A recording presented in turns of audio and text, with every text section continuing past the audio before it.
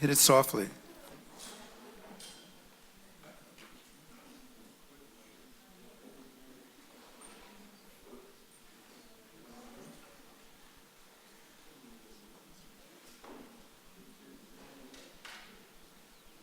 Apologize for getting the microphones to work.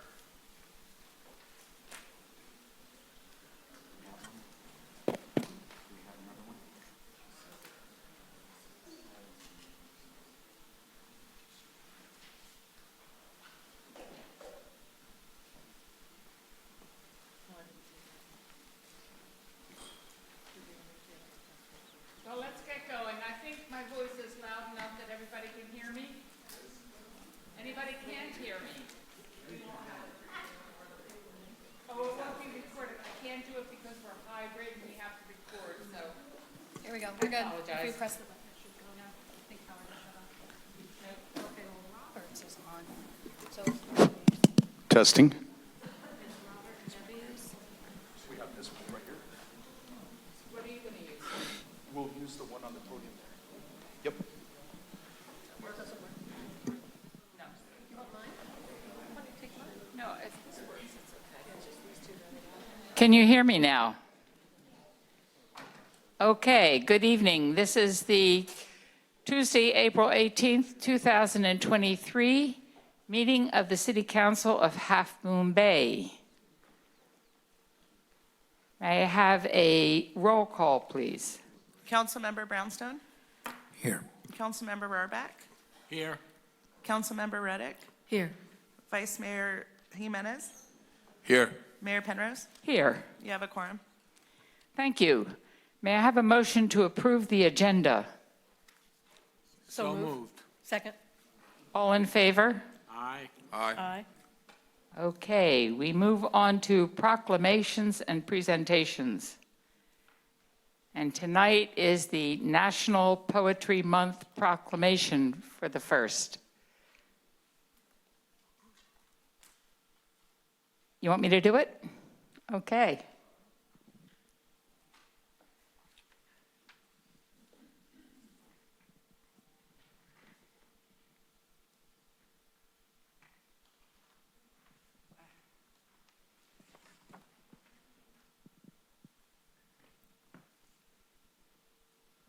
I'm not sure what year this was started, but San Mateo County appoints a poet laureate every year.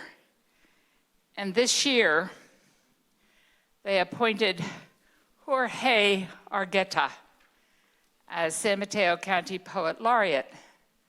Congratulations to you. It's just such a pleasure. I'm going to read the proclamation. Whereas the literary arts encompass the core of our community's identity and vitality and expresses the soul of our people, embracing the literary arts within the community is essential for celebrating our culture. I'm not going to go through the rest of it, but now, therefore, be it known that I, Deborah Penrose, along with my fellow council members, do hereby honor and recognize the 2023 San Mateo County Poet Laureate, Mr. Jorge Argueta.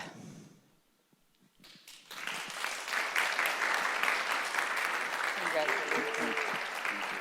Would you be kind enough to read one of your poems to us? Wonderful, thank you.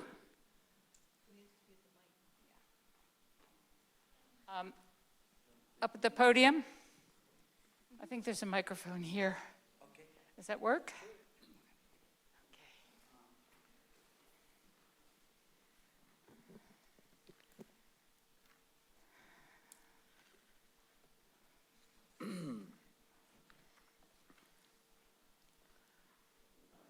Naha nutugay Jorge Argueta Mosuntugay Pérez. Ang ning ni nemi ne mestakhtani palteguaman te Cascagua. My name is Jorge Argueta, and I'm originally from El Salvador, and I'm very happy, very honored to be the poet laureate of this great San Mateo County. and your honor and everybody else here.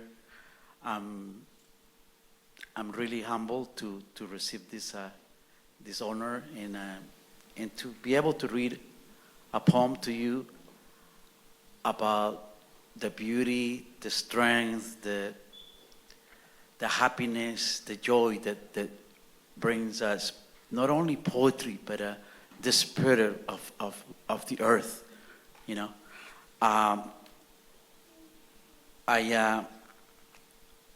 just this month precisely. This is the fourth book on a series. The series called Mother Earth. Y con este libro voy a celebrar. Es el cuarto. This is the fourth book on the series that celebrates Mother Earth. Y está escrito en tres voces. It's written in three languages. My native language, which is Nahuatl, Spanish, and English. Tierra, tierrita. Mi nombre es Tierra, pero todos me conocen por Tierrita. Yo soy la Madre Tierra, llena de todos los colores y de todos los sabores. My name is Earth, but people call me Little Earth. I am Mother Earth, full of all the colors and all the flavors. Al norte, al sur, al este y al oeste, to the north, to the south, to the east, and to the west. Soy madre del agua, soy madre del fuego, soy madre del viento, yo soy la madre tierra. I am mother of water, I am mother of fire, I am mother of wind, I am mother earth.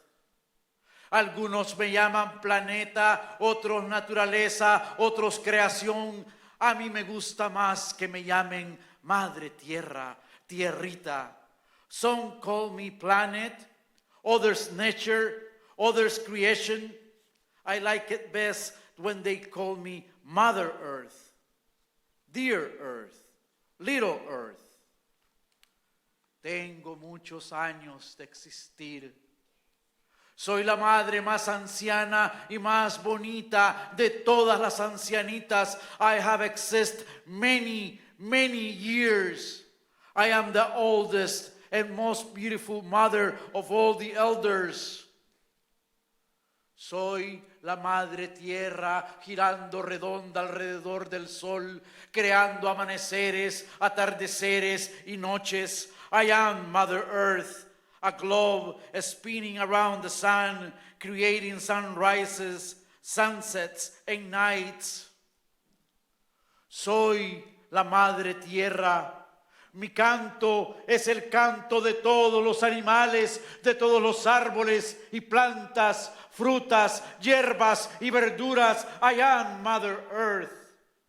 My song is the song of all the animals, of all the trees and the plants, fruits, herbs, and vegetables.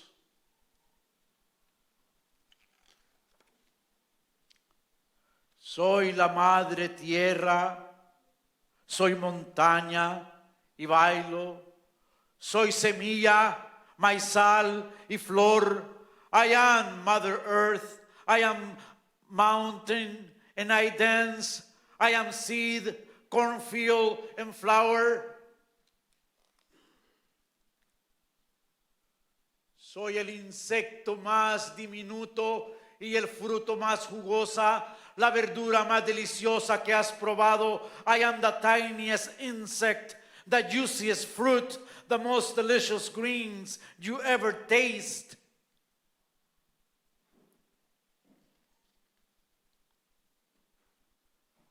Soy la madre tierra. De mis entrañas nacen todos los ríos. En mis manos sostengo el mar. I am Mother Earth. Within me are born all the rivers. In my hands I hold the seas. Soy la madre tierra. Soy mineral. I am Mother Earth. I am mineral.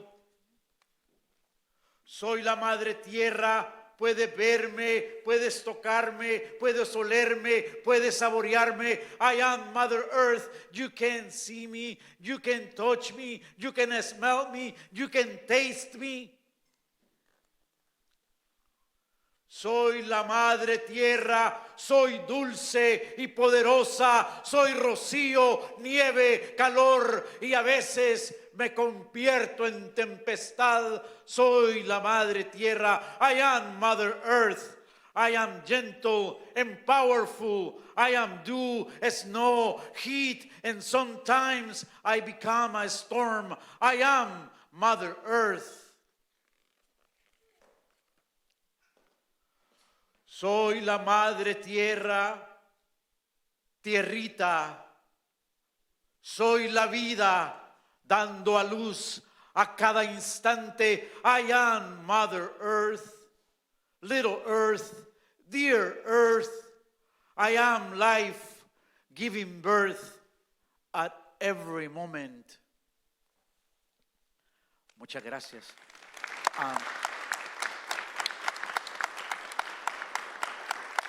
And I just want to take the opportunity, Mayor, with your permission and with the permission of the board, you know, and the celebration of poetry, it should be the celebration of every single day, you know.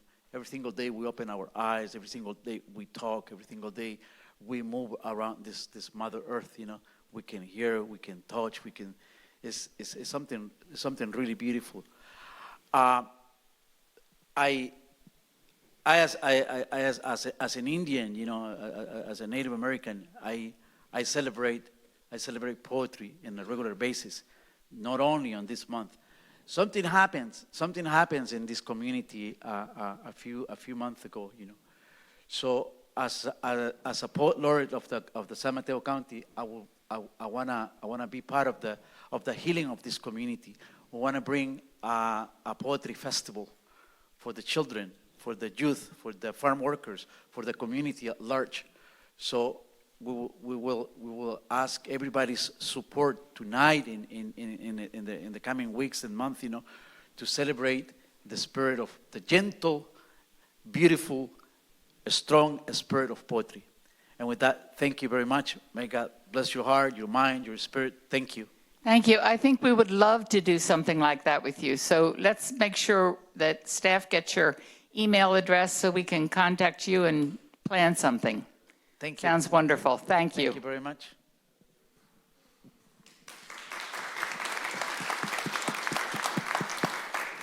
Mayor, if I could make a plug for Jorge, he will be at Cafe Society if you want some more of this, I believe on Saturday for Earth Day from 2 to 4:30. And so for those in the community, come out. There's other poets, but please offer your support and enjoy the arts. Excellent. Thank you. That's great. All right, now we have Mid-Coast Community Council update, a digital infrastructure presentation. And I think this will be done electronically. Yeah, we have Greg via Zoom, so we have his audio and Maggie will run his slides. So Great. Greg, whenever you're ready, go ahead. Well, if Maggie could get a slide on, I should point out that on my father's side, two of my ancestors were poet laureates of Guatemala. But what you're going to get today is more like drinking from a fire hose. I don't see the slides yet.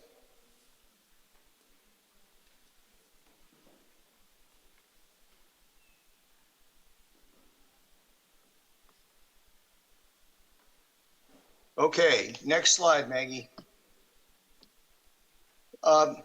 You probably heard Ray Mueller talk about Coastside Resilient Infrastructure Strategic Plan. We've identified 10 infrastructure areas that need work. I would like to talk tonight about number 6, telecommunications. Next slide. We prepared a report up here in the MCC led by a fellow named Leo Gomez, who's a telecommunications expert and enthusiast.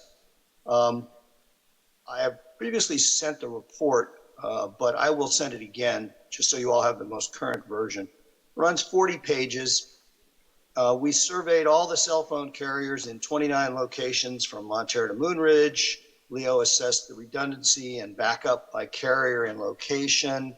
He measured internet availability by carrier and location. He built an interactive map of what's going on.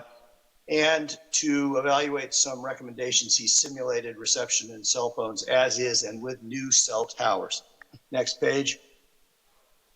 I hope this is not a surprise because I'm not going to talk much about it, but things were terrible. We have inadequate cell coverage and speed. We have a low availability of modern fiber-based internet.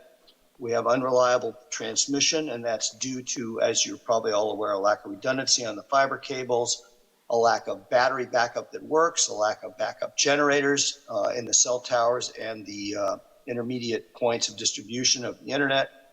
And God love them, we have a bunch of well-meaning citizens who staff our emergency communications network. In fact, they donate the hardware and maintain it on their own on top of Montero Mountain, but it's not backed up by any professional governmental organization. There are dozens of recommendations in the report, and I'm going to skip all of them. But again, I'm happy to present the full report to a working group of you upon request, or even better, Leo can when he's back from the trade show. He's in Las Vegas.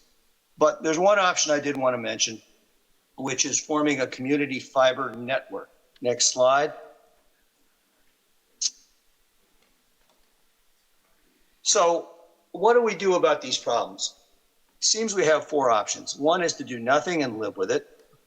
Another is to wait for the oligopoly or the regulators to respond to pressure. Leo reported to me today he was able to get AT&T, for example, to replace some of the battery backups that had failed. He's mailed this report to a bunch of people in the leadership of those various vendors. So some stuff could happen, but I'm not optimistic that we're going to get a lot of action out of profit-seeking oligopoly. Another option is to construct a community-owned fiber optic to the premises network. May seem strange, but in my research, I find there are hundreds of these throughout the country. And then the last option is to move somewhere else. Next slide.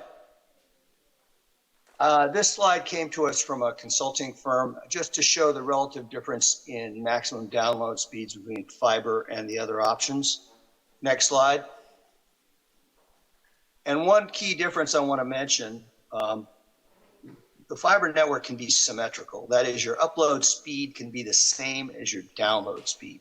And for some of us who do work on the internet, the differences are significant between the download speed and the upload speed. So that's one benefit. Next slide. I wanted to read you findings from a county. The county took no advantage of opportunities in telecommunications, offered no strategy to the cities and towns of the county, and provided no oversight of telecommunications services for the county as a whole. It talks about digital highways susceptible to monopoly control, no local influence over pricing, governance, or quality of infrastructure, and there's really no competition. Inequities are everywhere. And in conclusion, the pandemic showed that the county needed to end internet access inequalities and bridge the digital divide. Students needed reliable home connections. Families needed online access to information support services. Our businesses and growing remote workforce demanded more internet providers to remain competitive. And the ending quote is, high-speed internet has become equal to water and electricity. Next slide. Those quotes are from Marin County, where a grand jury in 2019 issued those findings. Nationally, I find there are hundreds of locally controlled community broadband networks which address the privatized service deficiencies. 82% of North Dakota and 53% of South Dakota landmass is served by fiber from cooperatives. Colorado, Utah, and Vermont have dozens of communities served like that. Next slide. We have a few local examples, but not everybody is Atherton and Los Altos. Next slide. So for comparison, let's look at Santa Cruz with a population of 60,000, 20,000 parcels, 24,000 housing units. They invested $50 million in the community fiber project. The residential fee is $75 a month. Higher speeds and capacity are available for more. In Woodstock, Vermont, this was a shocker to me. Population 3,000. East Central Vermont formed its own consortium. By the time they're finished, they expect 20,000 premises. They started in 2011. They raised $42 million in revenue bonds. They now have $60 million of debt. They are profitable. They've been profitable since year 3 in 2013. And the fees are $72, 75 megabit per second. That's both ways, up and down. And they offer something called Wicked Fast, which is a standard Vermont term, at $134 a month. That's 1 gigabit, 1,000 megabits per second. Next slide. I find it was interesting, and if you get a copy of the slides, you can read up on this, but why did these small Vermont towns do this? Because they realized they needed internet to participate in modern society. And this is similar to what happened in rural America in the 1930s, when we had the Rural Electrification Administration spread electricity. So, you know, it's interesting to see that what we have now in our country is parallel to what happened in the 1930s. Next slide.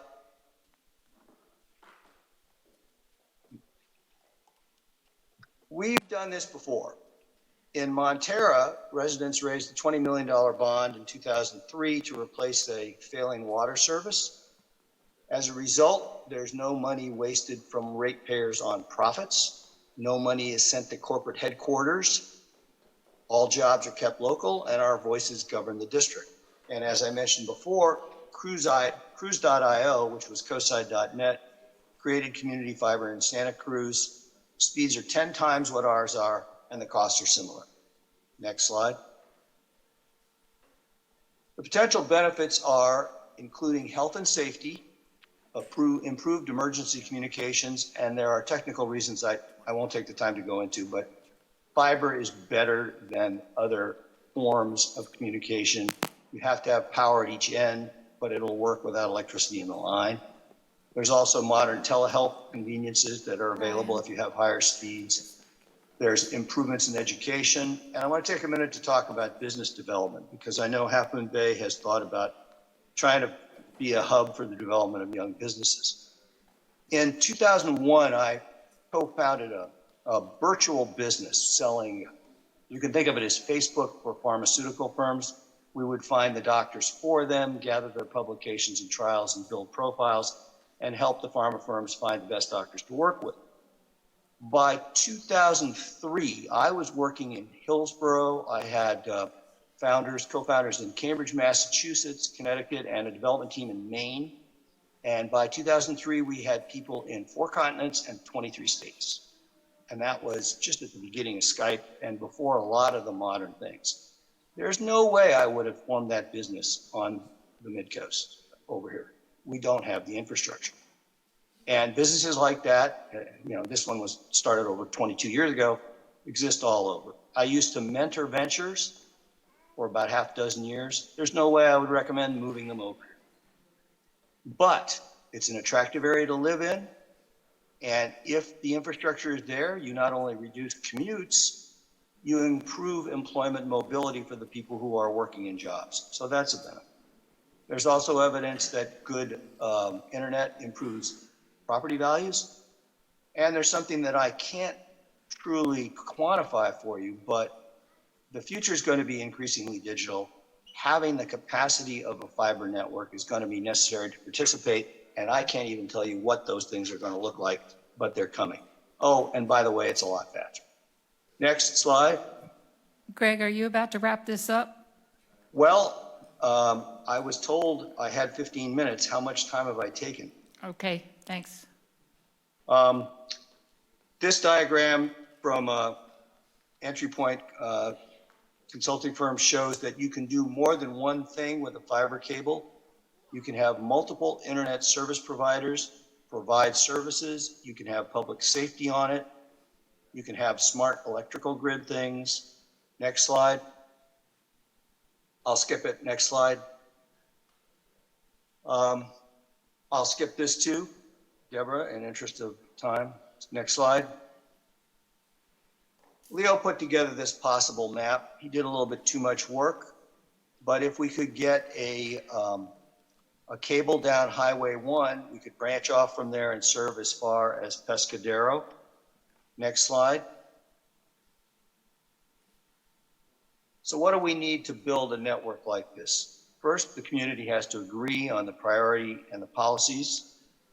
We need a partner who's done this before. We need technical consulting, funding, and a dedicated work group with the time to actually work. Next slide. And as I see it, the initial steps to a community fiber future are a community dialogue to develop a vision. We need a decision on the organizational form. We need technical design and cost commitments, funding, and what I call anchor accounts, who will be the primary immediate beneficiaries. And then there'll be some set of accountability provisions, including a service level agreement saying how the network has to perform and what it can cost. Next slide. Types of organization could be public, either run by the county, the city, or a special local agency or cooperative. It could be a public-private partnership, or it could be totally private like it is now.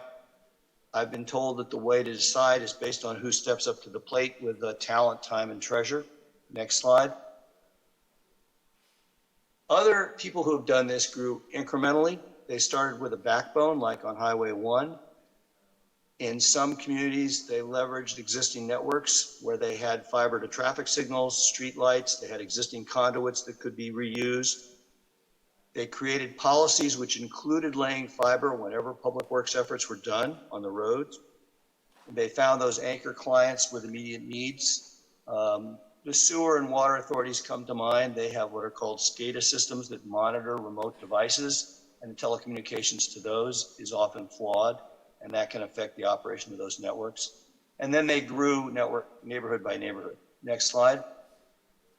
Out here we have some unique challenges. The terrain's hilly, the population's distributed, although not as sparse as Vermont or the Dakotas. We have wildfire, earthquake, and tsunami. You can expect that we will get resistance from the entrenched oligopoly. As a matter of fact, 17 or 18 states have passed laws making it harder to create these networks because the legislature has been influenced by the broadband providers. And then I've been told California is the worst place to lay fiber in the country. So we'll learn more about that. But again, it's been done in Santa Cruz. We do have some advantages. AT&T has a fiber backbone that is very underutilized. They could be a strategic partner to improve their market share. I understand, and I believe Matt heard this also, Caltrans plans to put fiber under the highway. That would be a huge step forward if that middle mile thing that the state proposed is applied here. I wasn't sure that we would qualify. We also could use a partner like Cruise.io that knows the area. And we will get competition for content, which will lower the price for everybody by allowing people to bid against each other. And then finally, for those worried about security, having your water or sewer systems hacked by the Iranians or the Russians or whatever, this fiber would allow secure network options. Last slide. So I view this as Half Moon Bay's decision. I know you have over a dozen things on your plate to consider. I would point out two things. One is this will not be a cost center. If run properly, this will be a modest profit center. It's at least going to break even. You're going to have revenue attached to the expense to offset it. And then I think Half Moon Bay has to decide for itself, does its vision include becoming, in the swing of things going on in the business community and the world, or is it just going to be a resort destination? So a community fiber network is going to be necessary for that, as well as for a variety of health, safety, and educational things. So the question is Half Moon Bay interested in partnering with local agencies and neighborhoods to explore creating a community fiber network? That's it. Thank you, Greg. Does anyone in council have any questions? Councilmember Rohrbach. I just want to reiterate what Greg said about how the lack of communications on the coast side is a health and safety issue, something we should all take into account. So I'm not saying that a community fiber is necessarily the solution, but we really do need reliable internet communication on the entire coast side. Councilmember Ruddock. I just want to add that beyond, public health and safety, it's also important for community building. Building a cohesive community where everyone has access to the tools they need, to live, work, and play. So I think there's a lot of good reasons to consider it. So. Councilmember Brownstone.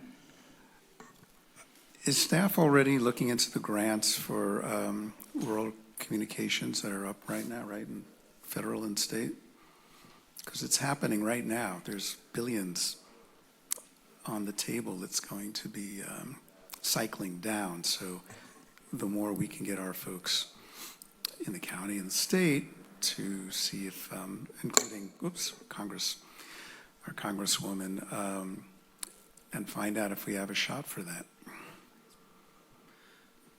We certainly look at every opportunity, and this is one of your priorities. I think tomorrow would be a great time to have a more in-depth conversation about what you see as your work program depth and breadth moving forward as you're doing your priority workshop tomorrow. The reason, again, tonight is why we asked for a little longer presentation than normal from MCC was a prelude to conversation tomorrow regarding your priorities. So that would be a great place to start with that. But we are monitoring, watching our legislative affairs folks, Townsend, continue to look at this as well. So it is part of your program for sure.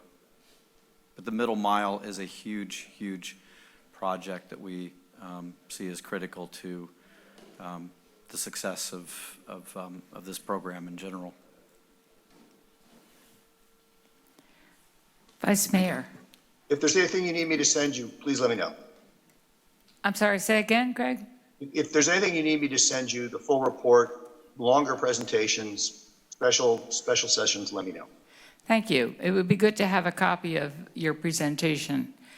And I think it's a good idea that we talk about it tomorrow when we get to our priority session, because all of us have an interest in communications and the lack of those on the coast here. And we consider it a public health and safety issue. And so we will be discussing it tomorrow. Thank you. Thank you, Greg. We move on to Mayor's announcements of community activities.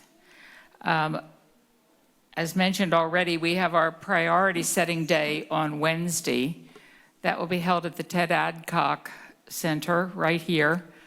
It's an all-day event. The idea is we've had 3 listening sessions where we've gathered information from the community, and we have collected a multitude of emails and phone calls, and we have the information in terms of notes taken at the listening sessions, and they will all be presented to us this evening for a preview.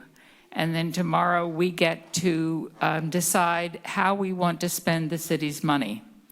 So it's a big day. If you've got an interest in sharing something you think is important, please come. We won't have a whole lot of time for public comment because we've got a lot of work to do, but we do have a public forum session.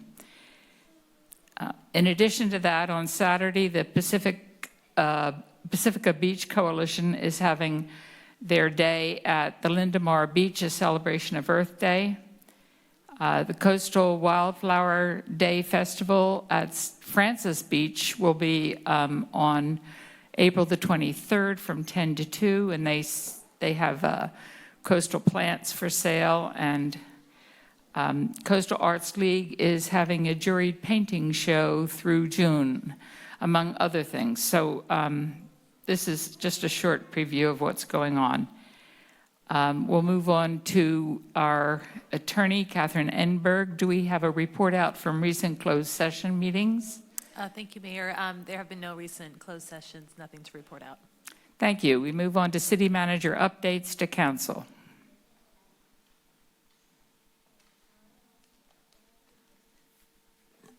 We have just a couple of small items. Good evening, Council. Jill Ekus, I'm your Community Development Director, and I'm waiting for the slide to click to that. I'm very happy to tell you that we've got our housing element out for public review, and this is it. And it's 411 pages, and we're very proud of it, and it's really personally connected to this community. So we're looking forward to getting feedback. There'll be a joint study session here on May 9th with the Planning Commission, you and the Commission together, and we're gonna have a reception before that at 6, offering some refreshments and making staff available for conversations with people who are curious about the housing element and what's in it, how it works. So we'll see you on May 9th, which is a extra meeting for the month of May for you. So thank you for that. It's a Planning Commission night for them, so this is a great night for a meeting. And then comment period will end May 16th. We've set up an email address specifically for the housing element. If anyone would like to talk to staff about it, they can just pop us an email through there, and we will be happy to have one-on-one meetings with any member of the community who would like to work with us. So this was a partnership with our community, and we're not done. We're just going to keep working together. Thank you very much. Jill, this is an 8-year plan, correct? Yes, that is correct. Thank you. So it'll cover from 2013 to 2000, what was it? 31. 23 All right. 31. Yep. All right. Thank you. Mayor, if I could, council members, community, we last night had a community meeting with the Cypress Cove townhome community, well attended, and I wanted to give a brief update for the community on a broader scale and a notice of some upcoming event there related to a potential affordable housing project at 880 Stone Pine. On the screen is just a brief overview of what we are thinking about. This is still at a conceptual level. We are partnering with the county to look at multiple sites, all of which are included in the housing element as potential sites, this being one of those, this also being a site in which the council has identified to staff to look at in detail along with those other sites. What we are looking at on this property is the potential for up to 50 units, and these would be detached manufactured units. They would be focused on farm workers in particular because there is a grant application focused solely on farm worker grants that we are in the process of looking at for potentially this property. And the intention of this is to be at an extremely low income affordability point and to emphasize and focus on family units here as much as possible. This is about a 4-acre portion of basically the remaining area from all the environmental mitigation areas and from the corporation yard. Next. So I'd like to let folks know that on May 8th, 6:30 here in the Ted Adcock Community Center, there will be a meeting in which we discuss the potential project in more detail. We have the ad hoc committee who have agreed to participate, as well as Supervisor Ray Mueller, and we will have a great conversation with all of the community to talk about this project. So we'll be putting this out, but we want to get it out as early as we could to let folks know this is an upcoming meeting. And we appreciate and the challenges of that being May 8th and May 9th that Jill talked about. So we hope that the community will be able to attend both of those and deal with that. There was one other item, if I could add to that. I think we had a little private celebration, and I think I'm going to let the mayor do her thing to acknowledge our city clerk. Well, it is difficult to imagine the number of words I need to praise Jessica. She won an award for City Clerk, California State City Clerk of the Year for Public Relations.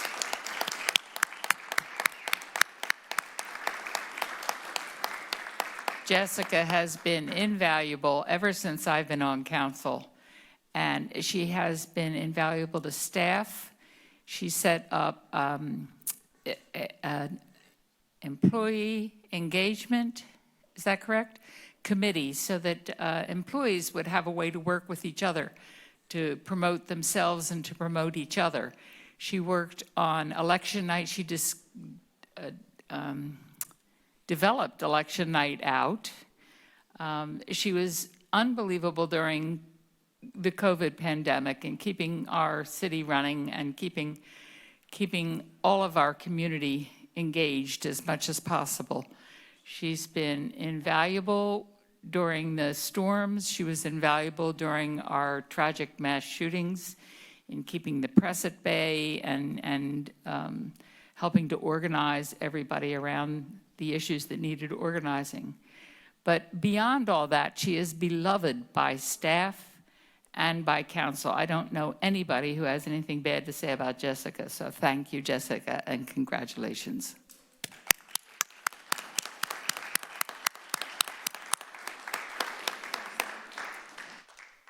Councilmember Ruddock. I think it's just important to point out that the primary reason that she got this award was for her work on election night out. And I don't know how many of you have attended that event, but it's a great event, and it prepares, people can go and vote, they can have a meal, they can talk to staff, they can talk to each other. It's a wonderful event, original, took a lot of hard work and inventiveness on her part, and I just love it. So thank you, Jessica. Anyone else on council have anything to say? Except ditto? Jessica, let's hear a few words. Thank you. I appreciate the acknowledgement and the nomination from the city and the acknowledgement from my state association. And it continues to be my great honor and pleasure to work for this amazing community. It's my second home, but I love the community here. I love the staff. I love the council and all the projects that we do. And none of the projects which I won the award for would be possible without the great work of the entire staff and my team. So again, thank you. And yeah, let's keep it going.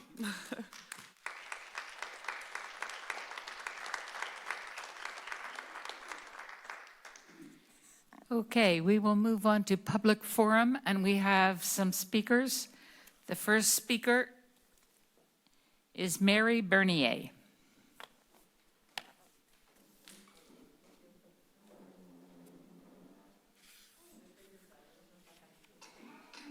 I just want to say from the floor, Jessica, what do I do?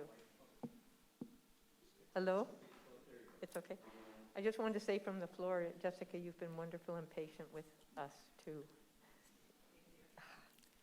So maybe I'll find this on the top or maybe not. I didn't realize this would come so quick.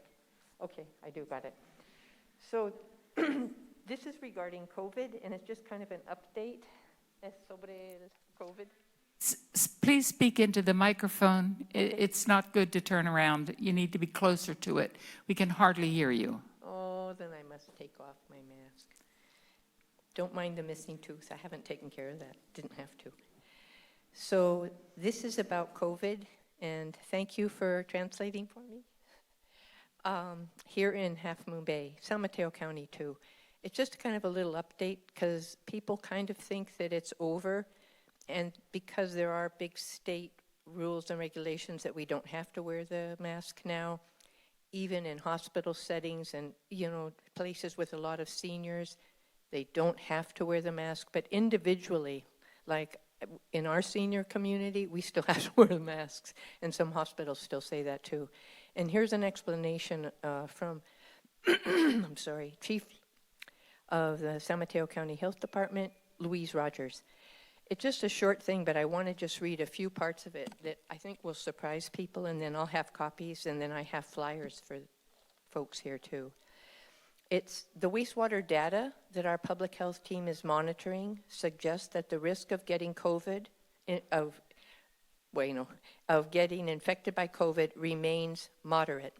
Just as an explanation, the wastewater is the way people are looking at whether there's COVID now, because people are not getting tested in places. They're just testing at home. They're not reporting to anybody. They get COVID. They are not reporting to anyone. The huge thing is the long COVID. They don't even know how many people are getting it, but it's between 5 and 10 out of 5 and 10 people, one of those people will get long COVID, which can go 3 months up to a year. I mean, they're still doing all the studies, and that's the scariest. I'm sorry. Oh, híjole, lo siento. Okay, so that's why the wastewater data is important, because that is one way of seeing what's going on with the COVID. So it says, the virus concentration levels have been lower than the recent winter peaks, November through January, but they are still higher than a year ago. While vaccinations continue to protect most from severe disease, there are between 20 and 30 people per day hospitalized with COVID. And then it says the number of deaths this winter was significantly fewer than the previous one, which is good. But hopefully that still just encourages people, oh my God, I'm sorry, that it's still an issue. And I've got flyers here. I know you're short of time. There's a bunch more stuff. I'm going to be sending you the notice, from the chief of the health department, which I think would be interesting. It's just like 2 pages. And Thank you, Mary. you're so welcome. I'm just wondering, Jessica, I handed out some of my flyers, so on the wild chance there's anybody around here who might be able to make a few more, because I'd love to share them with people here. And at some point, Thank you, Mary. Thank you. Take care. Mary, it's nice to finally see you in person and not just your disembodied voice on Zoom. Well, I'm still a little disembodied. Next up is Chad Hooker.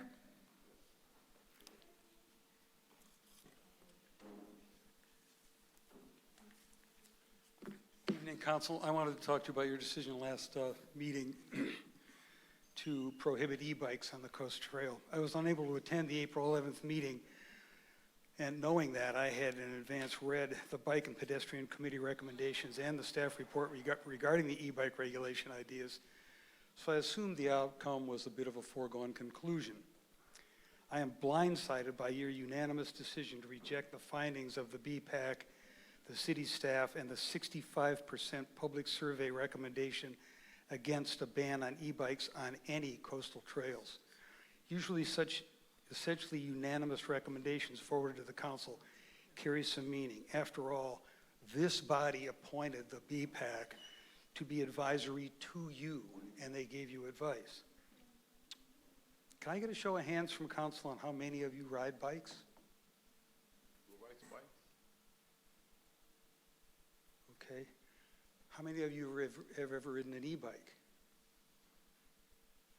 Okay.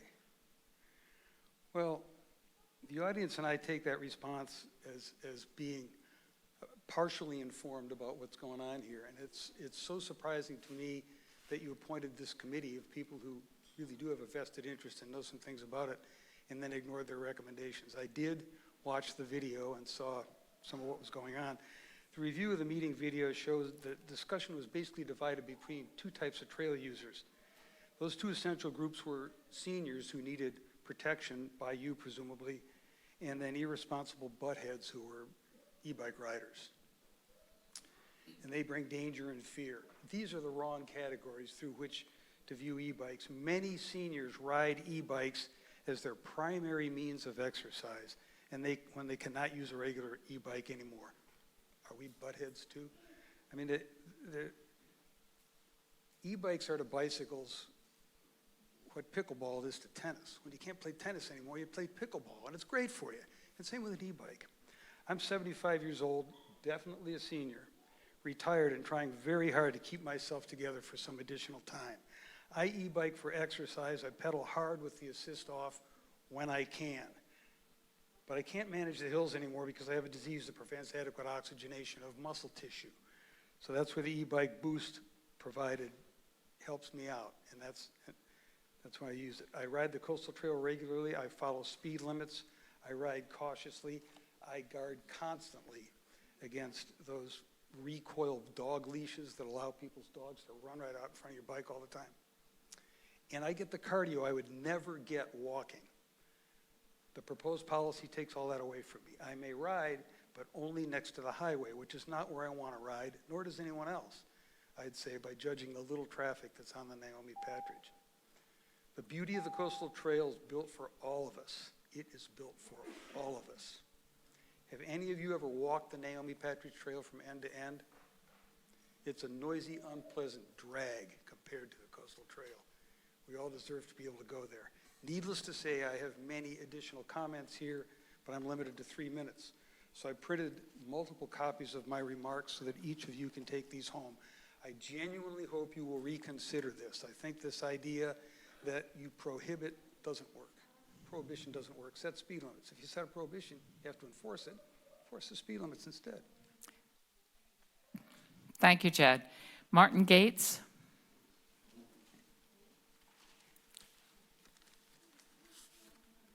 Good evening. I've lived on the coast since 1974, off and on. I was riding the coastal trail before it was a coastal trail. It was a winding series of dirt paths.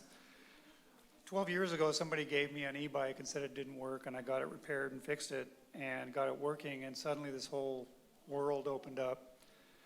And it's allowed me to enjoy trails and places that I would never ordinarily ride. I certainly did a lot of riding in my youth, but I'm no longer able to do that as a senior.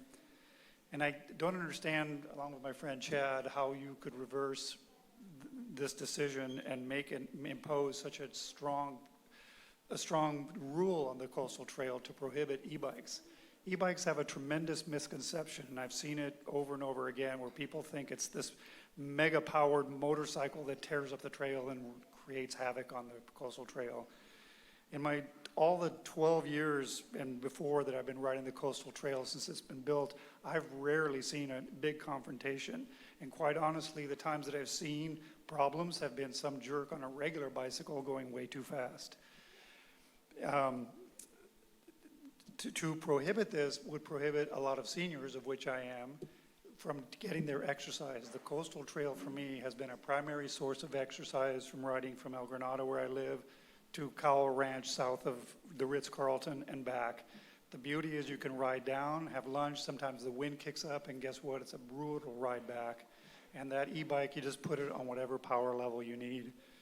I'm totally in favor of imposing a 15-mile regulation top speed, 5-mile when passing, have a bell on the bike, which I use when people are 4 across the whole breadth of the trail, prohibiting anybody else from using the trail.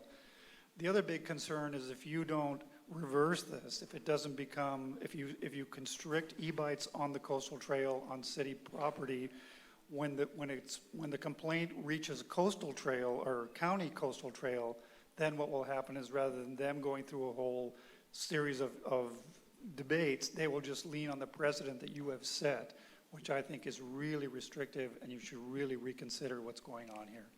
Thank you so much. Thank you. Next up, we have Tony. Hey, good night, Council, and for everybody to be here.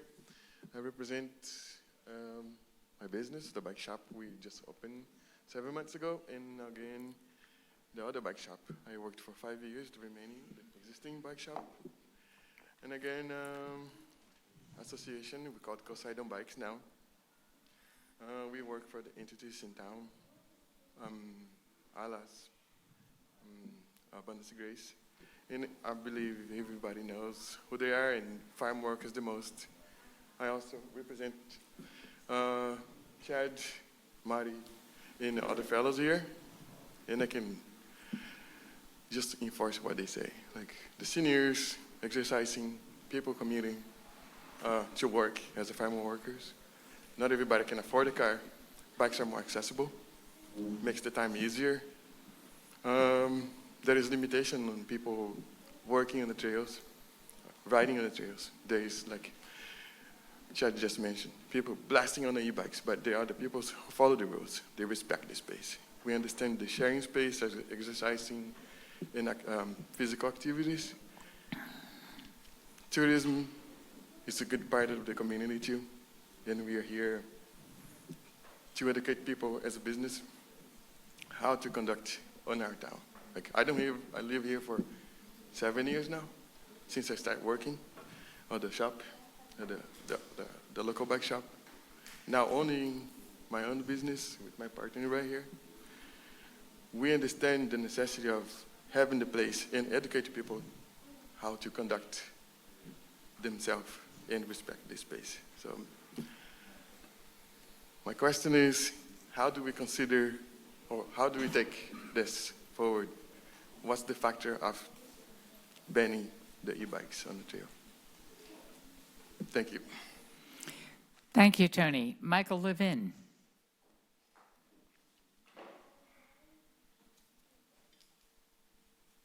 So unlike the rest of my compadres, I haven't prepared a speech. Okay, is that better? Closer. Okay. In any case, the issue of e-bikes. So I just want to give you more from a personal point of view. I've lived in this town for 30 years, made a conscious decision to retire here. And all of that time, I've been riding my bike up and down the coastal trail, not an e-bike, because I was healthy. As I got older, things happened. And the only way I could still enjoy that riding has been with an e-bike. So I consciously went out and made a purchase of an e-bike that was legal on city trails, state trails, and so on. There are different classes of e-bikes.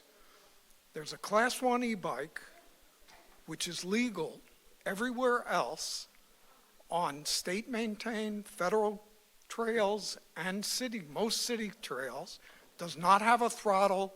You can't treat it like a motorcycle. You have to pedal to let the bike go. All of a sudden, the town that I love and I've been living here in all this time goes ahead and legislates, despite the fact that there are signs on that trail that say Class 1 only. So in addition to the fact that you spend the additional money to have a bike that meets the Class 1 requirements, physically I'm no longer capable of riding the pedal bike on the trail. All of a sudden, I think a unanimous decision to mandate a section of that trail that you can't ride e-bikes on really should be reconsidered and given thought in the context of the people that are actually riding the bikes within the framework of the law.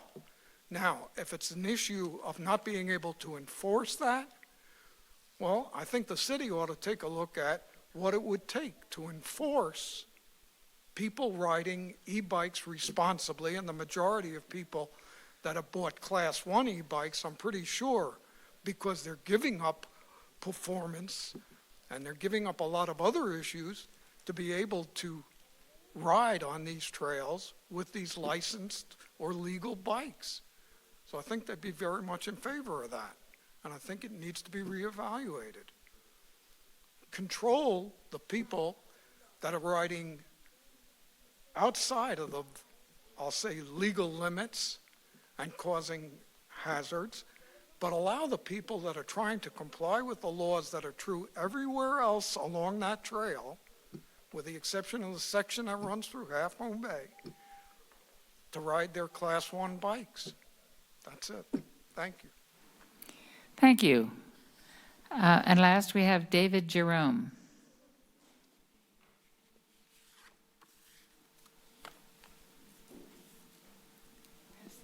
Thank you. I also want to talk about e-bikes. I think one of the common denominators that you hear from all the people who have spoken is that we're all seniors. And we all have been riding our bikes without power for quite some time until we came to the point where we needed the assist to not be able to ride on the coastal trail is a real impediment to our health and to our enjoyment of this city. So I too would like you to reconsider this in lieu of who you're affecting. If there's a problem with bicycles on the trail, my feeling is that it has to do with speed. And if it's speed that you're worrying about, that's what you should be enforcing, not prohibiting e-bikes, which can travel at any speed. So, thank you very much. Thank you. Do we have anyone else for public comment? We do. We have 5 speakers on Zoom. Our first is Linda Goldstein. Linda, you have 3 minutes. Hi, I'm Linda Goldstein, and I'm with Coastside Faith in Action. I also represent the Coastside Jewish community, and I am a part of the immigrant advocacy group. And the reason why I'm speaking tonight has to do with ALAS. The ALAS Housing Committee has asked the Coastside Faith in Action to represent them at these meetings and speak up, because farm workers and essential workers need affordable housing, and they need it urgently. Not yesterday, not last year, but very soon. They need it now. So I wanted to speak up and say that. That's it for me. I don't need a full 3 minutes. Thank you. Thank you. Next, we have John McNally. Hi, this is John McNally. I'm a resident on Poplar Street. This is a comment about State Law SB 379, which requires the city to adopt a streamlined permitting process for rooftop solar by middle of 2024. To have a streamlined permitting process would cut down time, money, and effort required to add residential solar, something I'm thinking of doing myself. And the state is offering a $40,000 grant to help the city or other cities implement this change. There's an application form, it's just 4 pages long, and the deadline for that is May 1st. I don't think Half Moon Bay has applied for this grant yet, but if it hasn't, I urge you to do so. If it has, thank you so much, and thanks for the opportunity to speak. Thank you, John. Next, we have Joanne Rokoski.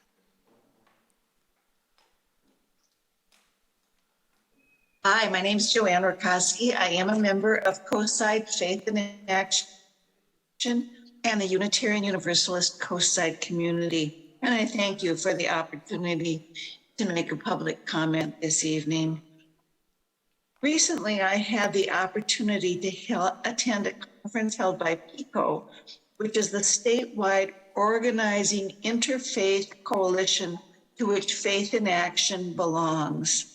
And in initiating their shared vision for state and legislative priorities dedicated to housing justice, PICO made this statement.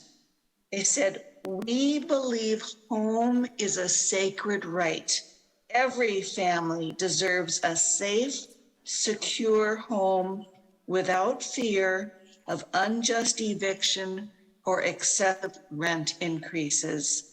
This is a statement that I wholeheartedly believe, and my hope is that you as a city council do as well, and that it will inform your decisions and actions related to housing for everyone in our coastside community. Thank you. Thank you, Joanne. Next, we have John Olam. Thank you, Ms. Blair, and congratulations. We are lucky to have you here and working for us in Half Moon Bay. Just wanted to chime in with the e-bike. I myself don't ride them, and I'm kind of proud of that. I hope I never, ever have to ride one. But honestly, there is not much difference. I'm a weak rider at best, but my bike weighs about 32 pounds when I got all the gear on it, and I ride about 15 to 18 miles an hour. The average e-bike weighs around 39, 40 pounds. There really isn't much difference in the physics. I mean, either one's gonna hurt if you hit it 15 miles an hour. And in fact, 15 miles an hour is way too fast to have pedestrians mixed with bicycles. So the logic you're using to ban e-bikes, you might as well ban bicycles. And of course, that's not gonna happen. You really need to rethink this one because, I mean, I think your heart's in the right place, but you're banning something that you don't understand. And, you know, there's plenty of guys out there riding bicycles who ride a lot faster than I do. I had some kid pass me the other day on his $300 at most Huffy, and it was embarrassing because I'm riding a lot more expensive bicycle than this kid is. And he's just wailing down the road. You know, it doesn't matter if it's an e-bike or a regular bike. So I hope you'll reconsider it. And then the other thing is about the homes. Something I wanted to give a shout out to Councilmember Brownstone about. I've been meaning to mention for a couple of meetings now. When you were discussing housing, creating housing for low income, he brought up and mentioned a point where you should have a plan that you can present to these funding agencies. Because they get all kinds of people say, we want to do this, we have this dream to do that. You need some blueprints, you need some numbers, and maybe what you can do is have some sort of competition so that we can have a kind of design kind of competition for designing the place, the properties that you have in mind. But Councilmember Brownstone had that extremely right, that if you're going to go for this, you want to stand out. You want to show them something that you're willing to stand up and fight for, because you know you're going to get a lot of blowback from the community. That's just the way it is. There's a significant percentage of people here who don't want anything built. You're going to have to stand up, and you're going to have to push back. And one way to do that is to start some sort of plan so that you have something you can show people, say, this is what we want to do, and have something people can get behind and support. Thanks a lot for your time. Enjoy your day. Thank you, John. Next, we have Carlisle Ann Young. Thank you, Jessica, and congratulations on your award. I'm sure you really deserved it because I've attended some of the meetings during COVID, and you really are stellar in keeping control of those Zoom things. Anyway, two things I wanted to say tonight. One is I can understand all the senior citizens that like to ride e-bikes and wish you hadn't changed the plan on the coastal trail, but maybe you could instead decide to widen it and have a specific lane just for bicycles and especially e-bicycles, and that way maybe the pedestrian senior citizens like myself who have been run over by a kid on a bike years ago around when I was walking around Lake Merced won't be living in fear of being crashed into by an e-bike. But I know you probably don't have the money for that right now, but it's an option you could consider to make everybody happy. The main reason I'm calling in tonight is because of so many people blindsided by the lack of good communication on the traffic situations on Highway 92. And again, today, unplanned, there was a closure of both lanes because of a head-on collision of two trucks, but there was tree trimming and there's going to be more tree trimming, and not everyone has signed up for SMC alert like me, but I tend to try to leave through Pacifica no matter what.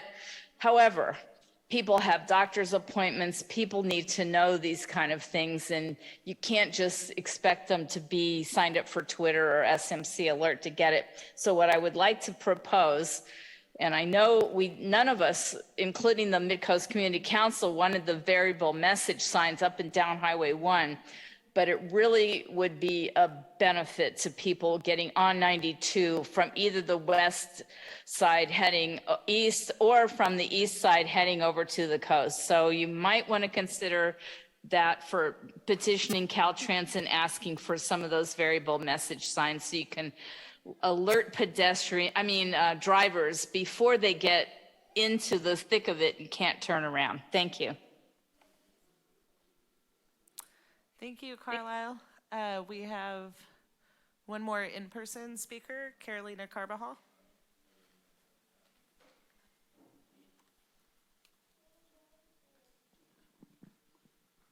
Testing.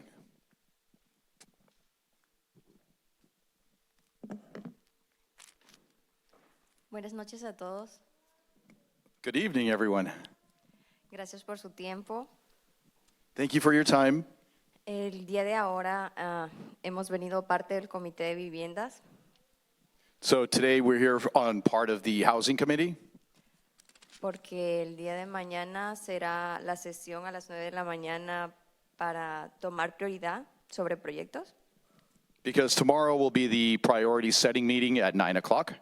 Lastimosamente, nosotros trabajamos, Unfortunately, we work, pero estamos aquí para hacer hincapié but we're here now la importancia de las viviendas. to let you know the importance of housing. Una vivienda justa para todos. Just housing for all. Cuando digo todos, When I'm saying all, es todo el tipo de persona trabajadora I'm talking about all people that work, que gana un salario mínimo that have a minimum wage earning, y no puede costearse vivir solo en un apartamento. and can't afford to live alone in an apartment. En ellos están los trabajadores esenciales, So among those people are essential workers, agricultores, farm workers, incluso algunos empleados del gobierno, and including some government workers. que el salario ahora es muy bajo en comparación al costo de vivienda en este pueblo. So when we look at the income today, it's very low compared to the cost of living. Sé que muchas personas piensan que este proyecto es muy largo o no se puede dar. I know that some people think that this project is cumbersome or long and that we can't achieve it. Sé que muchas personas se decepcionan, sobre todo nosotros los latinos. And I know that there's a lot of people that are disappointed, including us Latinos. Pero queremos que sepan But please know que estamos aquí por una lucha para todos that we're here to fight for everyone. y seguiremos en esta lucha. And we'll continue with this fight. Seguiremos tocando las puertas que sean necesarias. We'll go from door to door if necessary. Y si mientras el proyecto llega, And as long as that project makes it, sería justo it would be a just thing que comiencen a regular la renta. to maybe begin to regulate rent. La renta aquí es excesivamente alta. So rent here is excessively high. Tal parece que queremos que Half Bay sea un pueblo solo de personas ricas. As a matter of fact, it almost seems like we want Half Moon Bay to just be a rich folk town, Porque quieren que nos vayamos nosotros. because it's like you guys want us to go away. Si la renta llega a estar tan alta, tendremos que irnos. If the rent continues to go up, then we will have to leave. Sé que muchos pueden pensar que eso es algo absurdo, I know that maybe some of you are thinking that's absurd, pero es algo que se ve. but it's something that we're actually seeing. Muchos pueblos se vuelven pueblos fantasmas por eso. A lot of towns turn into ghost towns because of that. Este pueblo es un pueblo bello, And so this is a beautiful town donde todos estamos trabajando para construirlo. where we are all here to build community. Queremos nuestro proyecto de vivienda. So we want this project, this housing project. Mientras eso llegue, regulen la renta también. Mientras eso llega, regulemos la renta. So until that day comes, let's regulate rent. Siempre se los he dicho, no queremos algo regalado. So I've always said it that we're not looking for handouts, Simplemente algo que sea justo y accesible para nosotros. just something that's accessible and just. Así que ese sería para mí So for me, this would be una de las prioridades importantes del tema del día de mañana. one of the top priorities for tomorrow. La vivienda, sobre Housing, todo. above all. Una vivienda justa para todos. Just housing for all. Muchas gracias. Thank you very much. Thank you. Because of the number of comments on e-bikes, Councilmember Ruddock would like to say something. Yeah, I really appreciate your coming down tonight, and I appreciate your comments. They should have been made at our last meeting. You know, it ain't over till it's over. The Bike and Pedestrian Committee is one advisory committee. The Parks and Rec Committee is another one. They didn't get a chance to weigh in, and I think they're going to get a chance to weigh in. But, you know, they don't make policy. You know, they advise. If things are important to you, you have to pay attention and show up when they're being deliberated the first time, rather than, you know, coming in and asking us to reverse our votes. You know, who knows? We might end up doing that. But I just want to make a comment about the importance of process here and the importance of you to come, you know, when the rubber meets the road. So thanks. It would have been better a couple weeks ago. All right. Thank you. We will now move on. Mayor, could I Yeah. have one comment? I just wanted to say that we are working on an application for the solar processing grant, so that was mentioned by one of the speakers. So we are proceeding with that and understand the deadline that's ahead of us. Great. Thank you. Okay, we move on to, what are we moving on to? Consent calendar. Does anyone from council wish to pull anything from the consent calendar? Okay, may I have a motion? I'm happy to make a motion that we adopt the consent calendar, the following items. Items 1A, waive reading of resolutions and ordinances. Item 1B, warrants for the month of March 2023. Item 1C, Smithfield Park Improvement Project, Amendment Number 2 to Professional Services Agreement with Fryer and Loretta, Inc. for additional design support. Item 1D, Shoot, Mihaly, and Weinberger LLP rate schedule. And that's it. Can I get a second? Second. All in favor? Aye. Aye. Anyone opposed? No. We move on to ordinances and public hearings, and I think there are none tonight. So now we are at resolutions and staff reports, and we'll start with 3A, Community Services Financial Assistance Program. Excuse me, Mayor. I'm going to have to recuse from this item. Thank you. So Councilmember Hayman, we're going to go back to the old-fashioned where he actually leaves the room. So we'll make sure to call you back before the next item. And just to explain for the public, this is a grant program, and Councilmember Jimenez's employer, Alas, is one of the proposed recipients of a grant. So he has a practice of recusing for the CSFA item. Thank you. Good evening, Madam Mayor and council members. I am here to present, can't see it. I'm here to present on the Community Services Financial Agreements. Did it not load?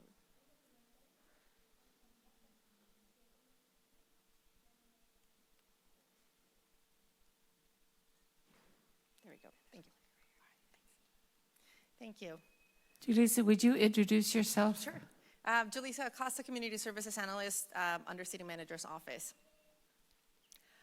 For background, this program started 5 years ago in 2018 and has the city piloted a community services financial assistance grant program that distributed funds to local nonprofits that provided a variety of services. And over the years, this program has evolved with different priorities, different funding amounts, and different selection criteria for the program.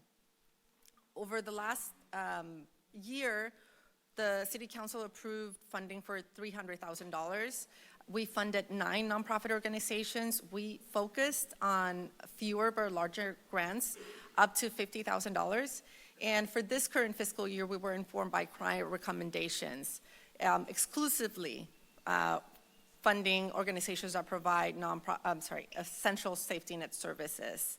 And for the purposes of the CSFA grant program, safety net services include basic needs such as food, shelter, clothing, employment, and other public benefits assistance, housing and security, mental health and wellness services, and child care support services as well. This is why, if you see on the slide, Boys and Girls Club and the CEF were included, since we recognize they provide a lot of the much-needed care for school-age children, working parents, and also provide a space for mental health and youth resiliency.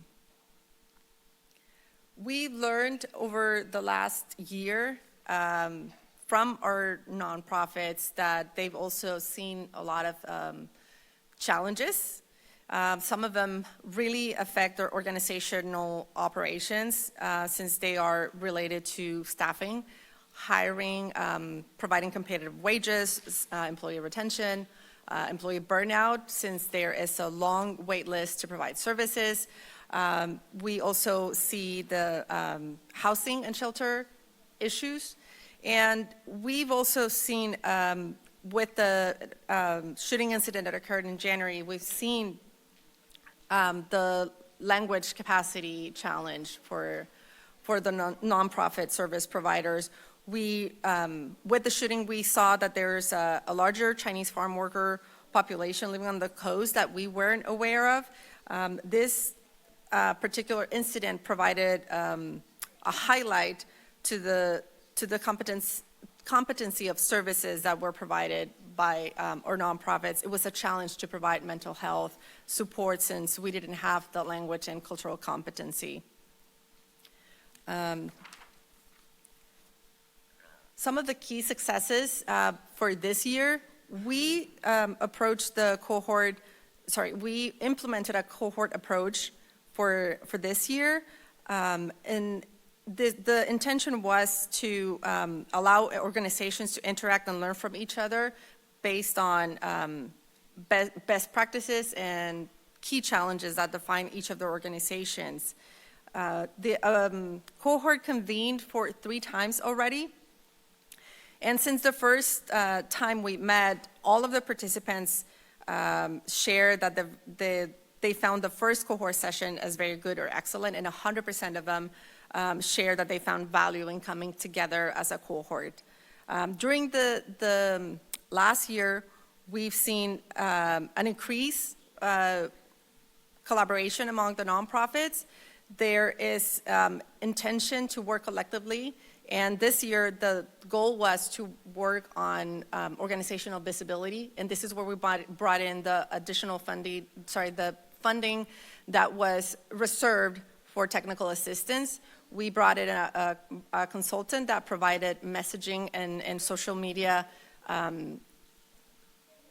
workshop for the organizations where they worked on crafting individual messages for their organizations, as well as a shared message as a collaborative with nonprofits on the coast.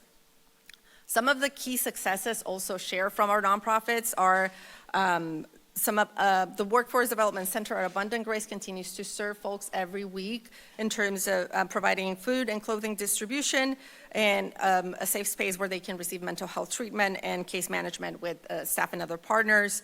ALAS has helped individuals with mental health and case management, especially during the shooting.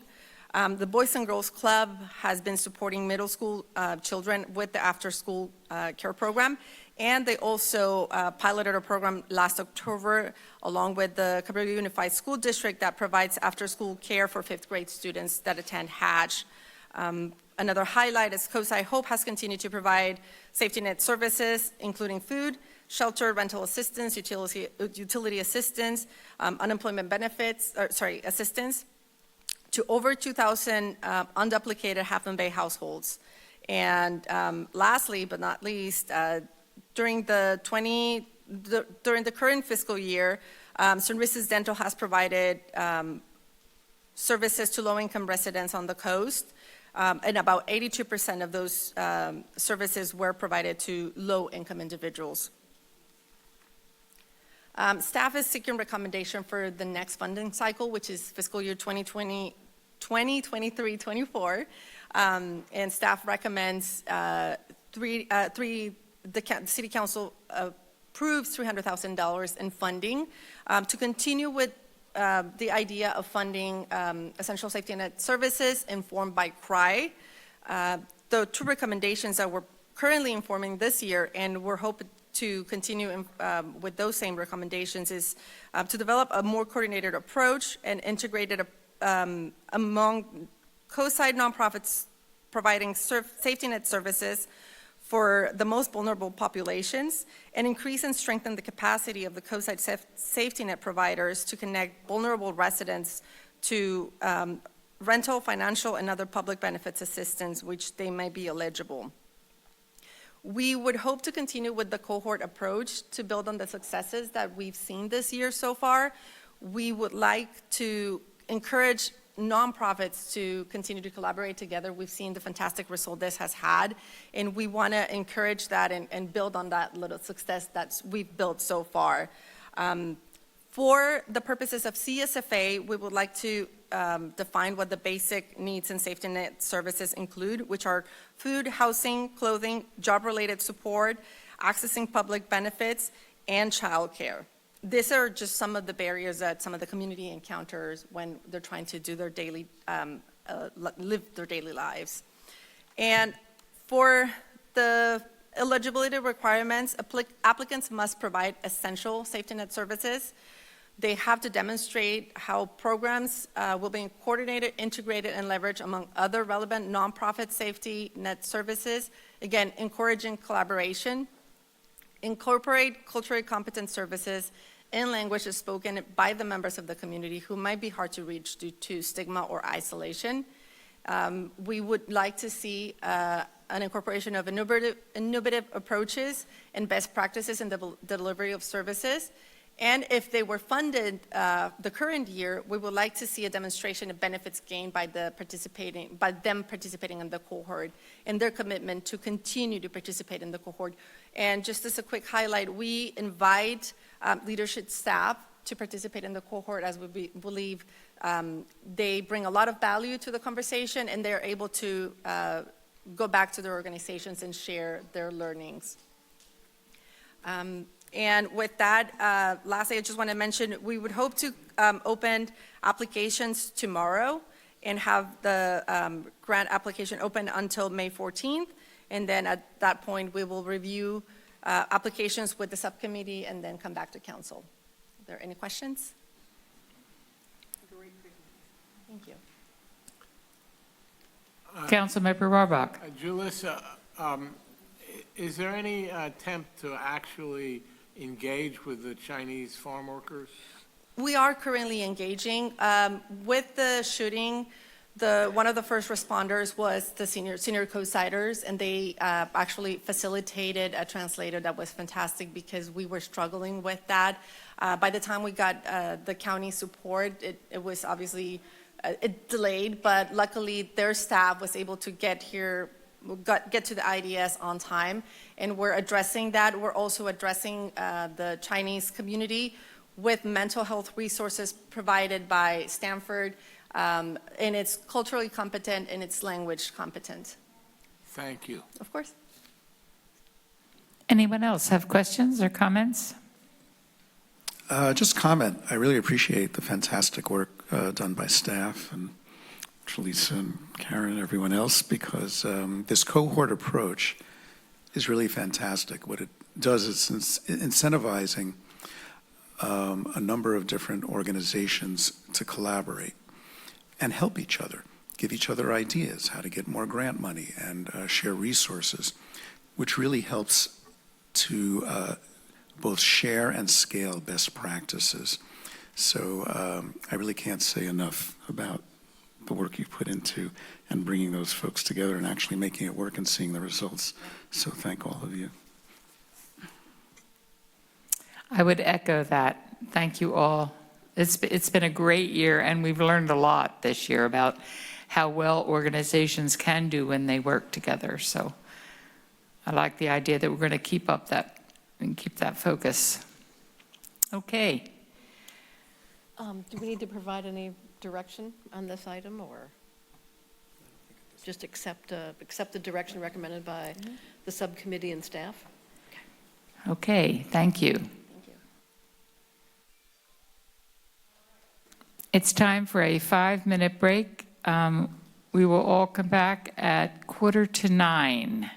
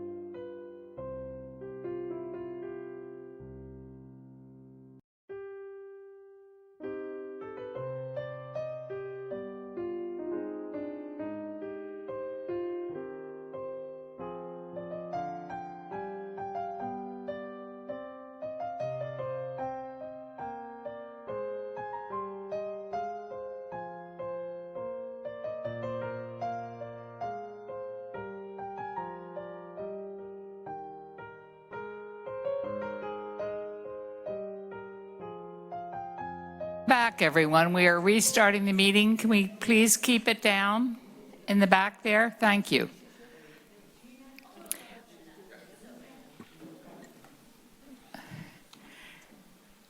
We are moving on to 2023 listening session summary, which is to help us with our priority setting session tomorrow. We'll also have a priority update and a fiscal year 2022-24 CIP update.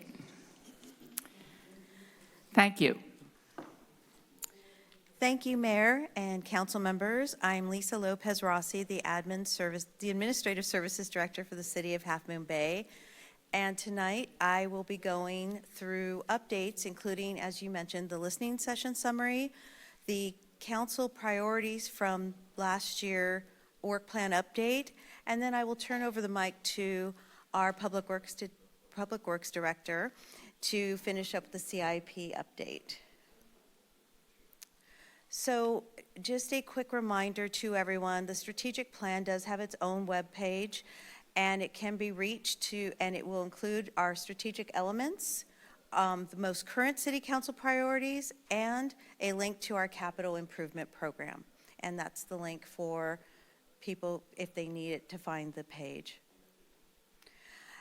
I also wanted to throw up the priorities agreed to last year by the council, and as you see, they are very much being worked on, as you've heard from the numerous reports tonight, which touched on a lot of our priorities that we are working on.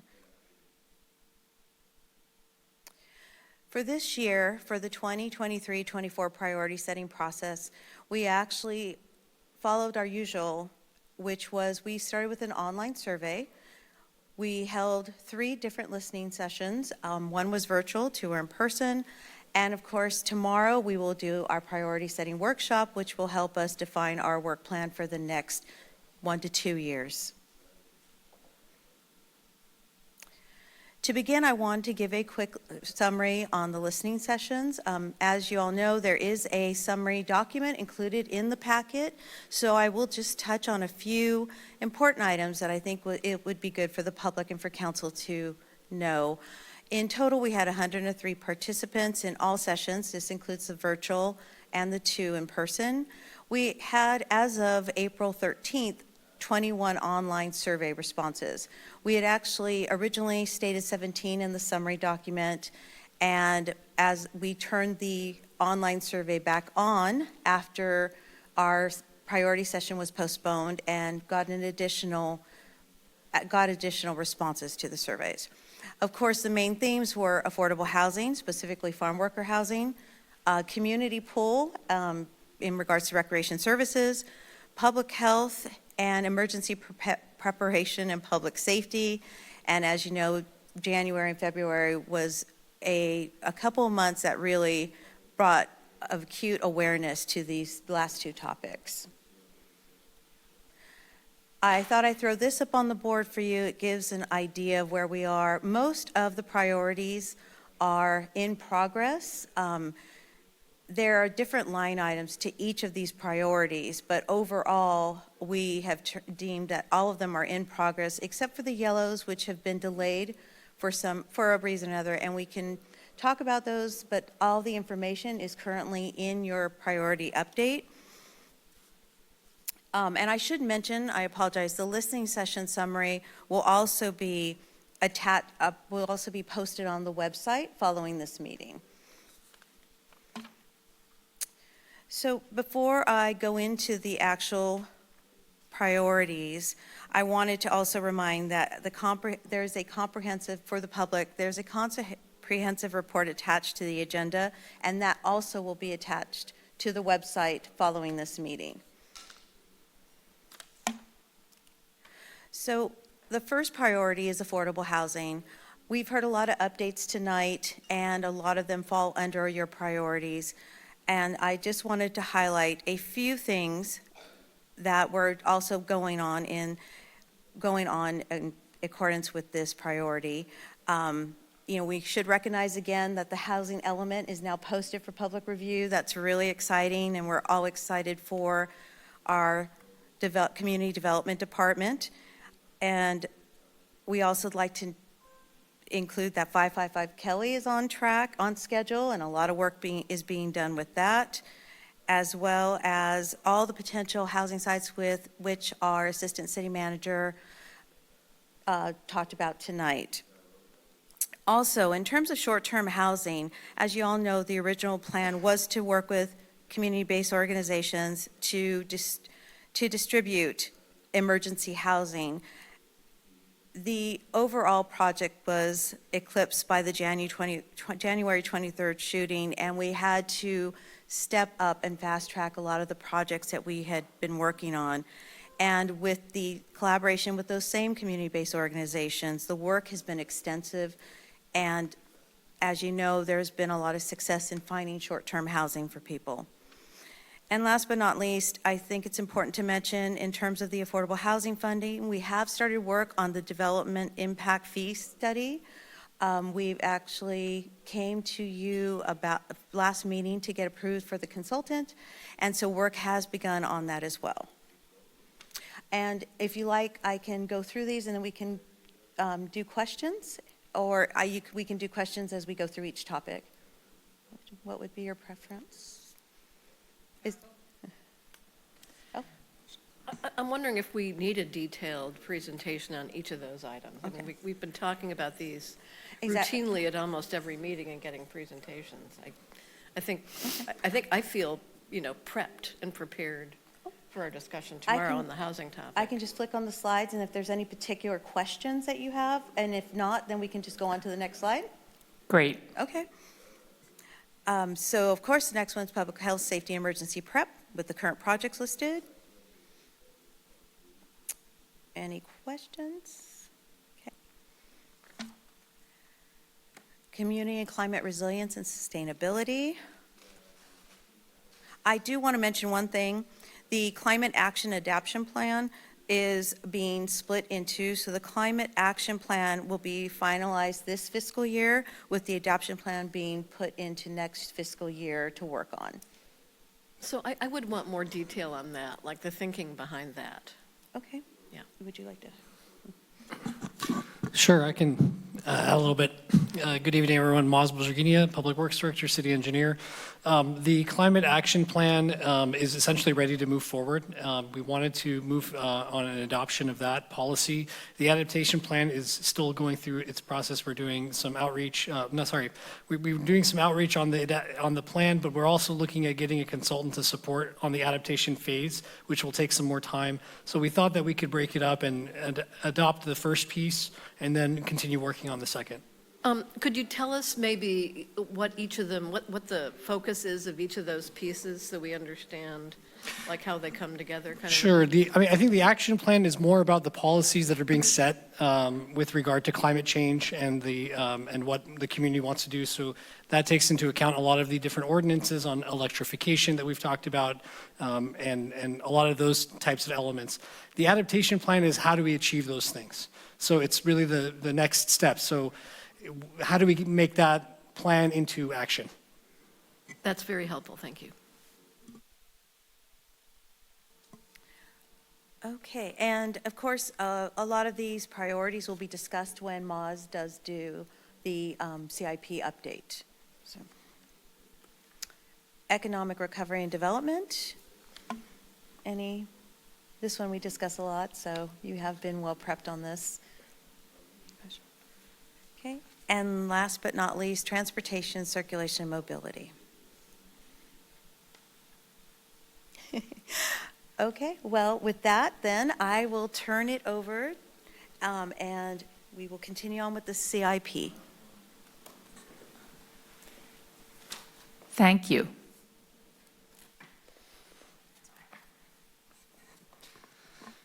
Thank you, Lisa. I'll continue on the capital improvement program update. We'll talk a little bit. I'll highlight some of the items, and we have a full list as part of the attachment. I may not go over every project and program listed, but if there's any questions, I'm happy to take them at any time.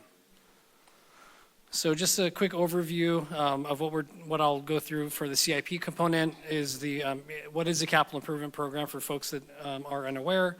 or what we call, in short, a CIP often.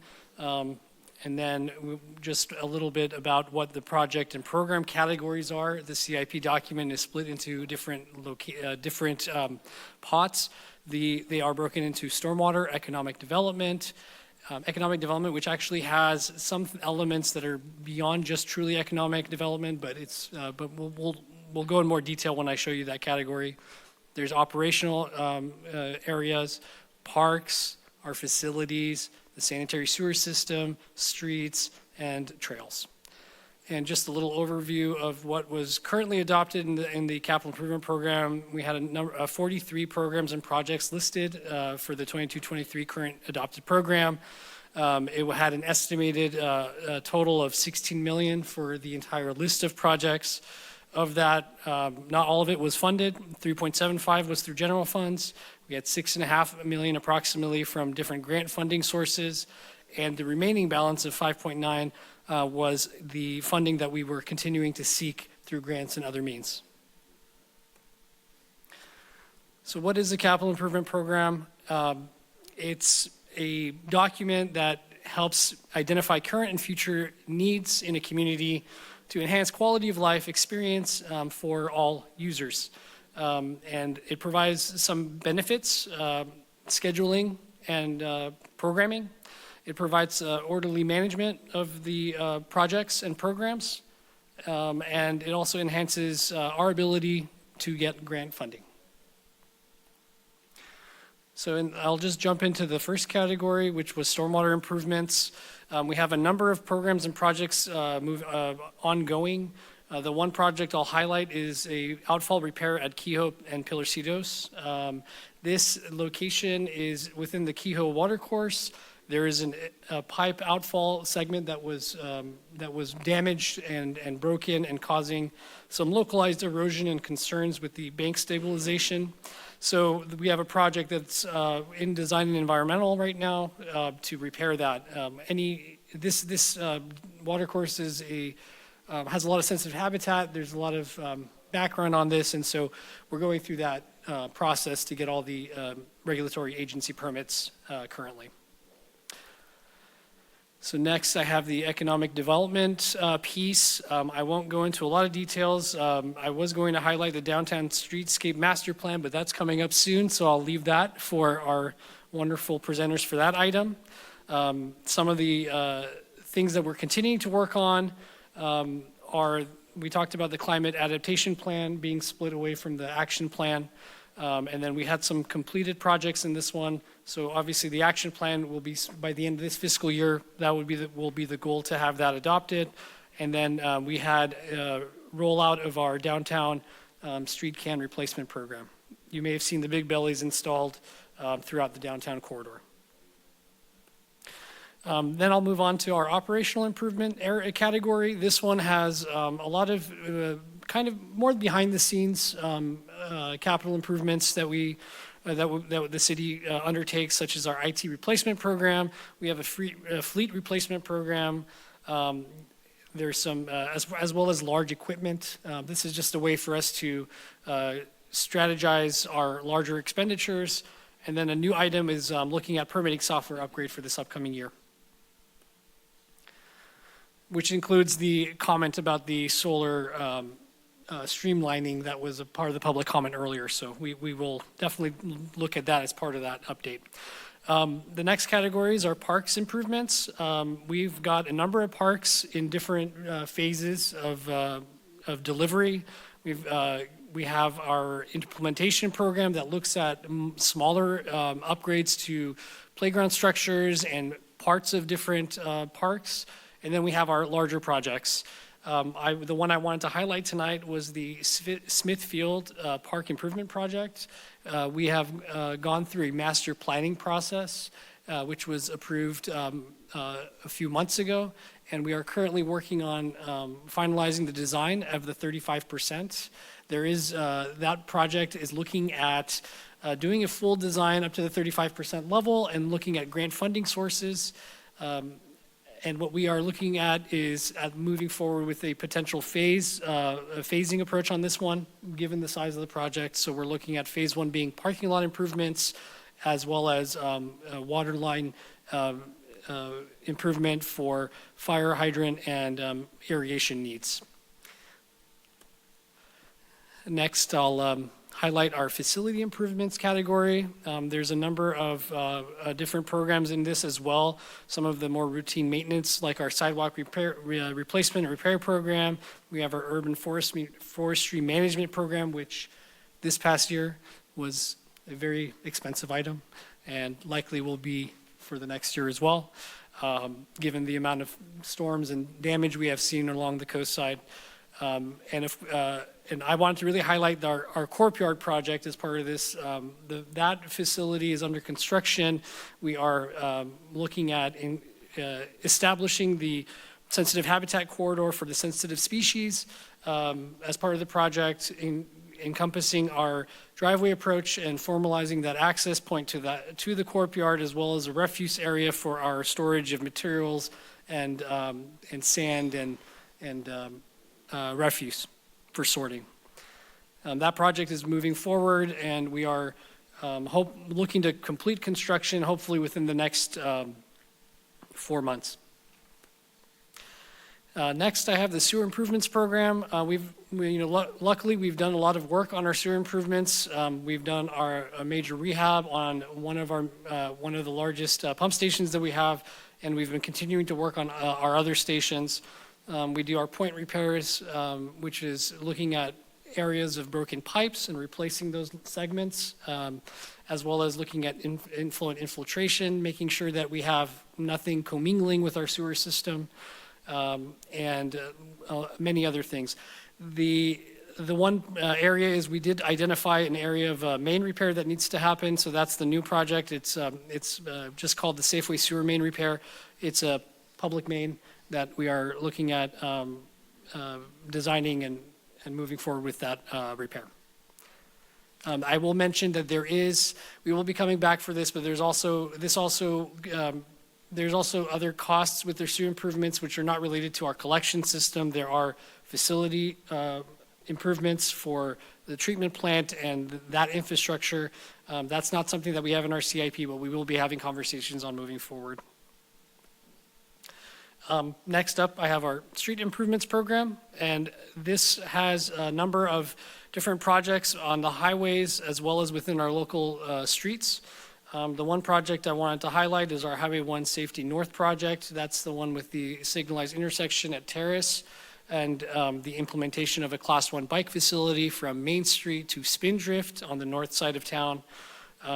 Obviously, we are working on a number of segments on the East Side Parallel Trail segment, on the north side as well as the south side. There's one, and there'll be more, there's a trail segment, so I'll go into that right now. So we've talked about the different trail components. So the Highway 1 North has that connection for the Class 1 facility, which is a separated multi-use pathway from the roadway itself. We are looking at continuing that east side connection.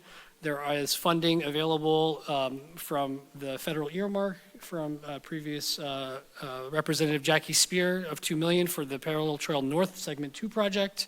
We are working on encumbering those funds as we speak. And we're also working on the East Side Parallel Trail Segment 4 on the north side. This is the portion that connects our existing trail to the newly constructed facility that the county completed. So that will be one gap that we're looking. That project is almost ready. We're getting there, looking at final permitting, and hopefully we'll be out to bid in the next couple months here. And that's it as far as my overview. Again, I did not go through every project that was listed in the packet, but I'm happy to go back and speak about anything. Yeah, just one clarifying question. The segments of the East Side Parallel Trail. Yes. Which is segment 3? So segment 3 is the existing portion that goes from the Frenchman's Creek neighborhood to Rocket Farms, essentially. Okay, that's what I thought. Thanks.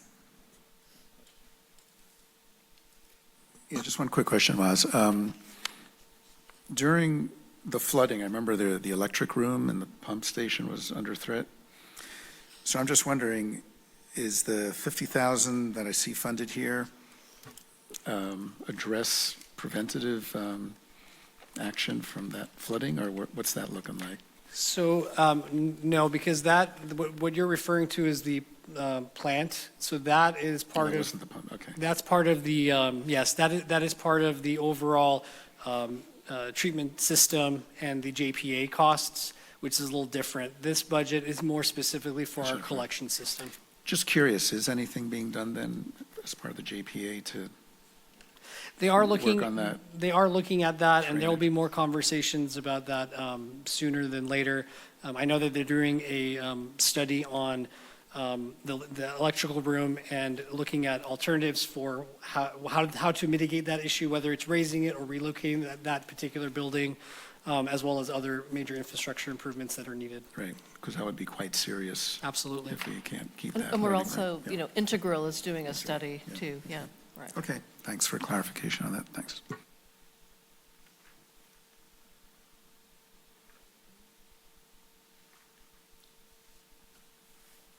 No questions? I get, or thank you for your report.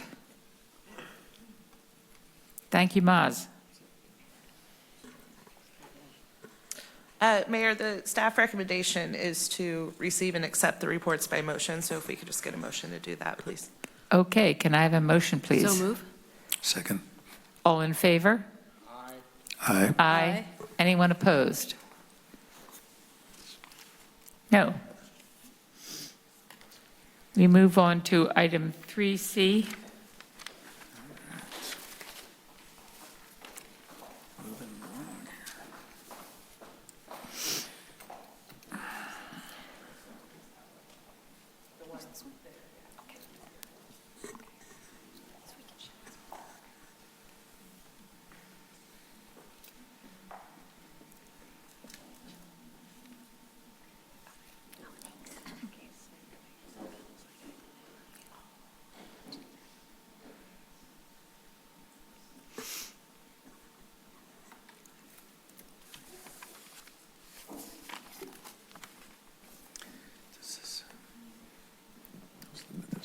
Does this mean that it's fully funded?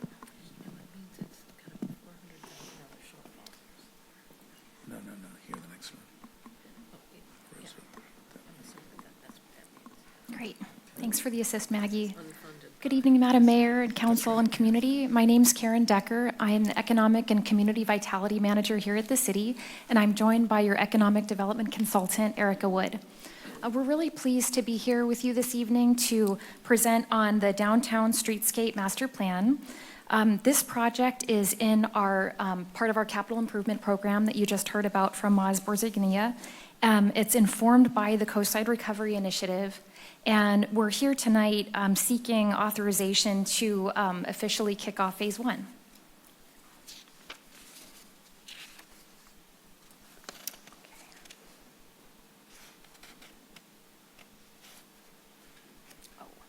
Just going to take a really quick pause. This isn't the correct presentation. Yeah.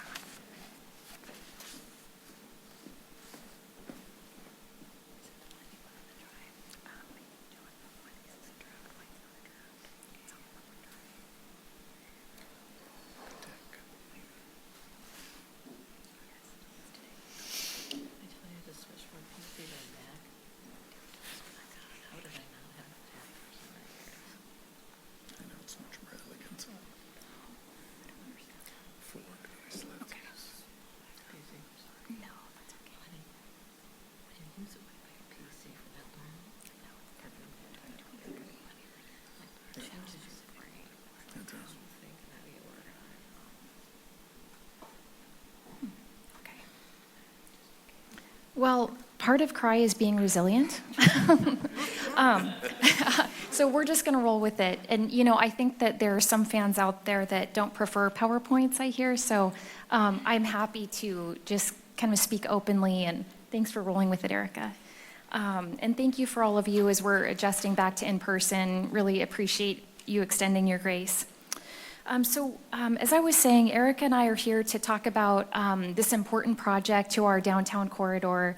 It's rooted in a recommendation from the Coastside Recovery Initiative, and it has been a few months since there has been an update from CRI about CRI. We've had a lot of incidents occur in our community, so just really quickly, the Coastside Recovery Initiative is a comprehensive recovery plan. It's sponsored by your council in close partnership with the Half Moon Bay Chamber of Commerce, as well as the County of San Mateo. It began in 2021, and it was really born out of a sense of urgency in response to the pandemic. But there's a secondary goal that really touches on the long-term gains in terms of positioning ourselves for the shocks that we know are going to come. And little did we know when we started talking about those goals that our recovery would shift to take many different forms, including the struggles that our community has faced in the last few months this winter. We always viewed, and by we, I'm channeling the task force comprised of 17 Coastsiders as well as staff, always viewed the Coastside Recovery Initiative report not as a static document, but really as a blueprint for action.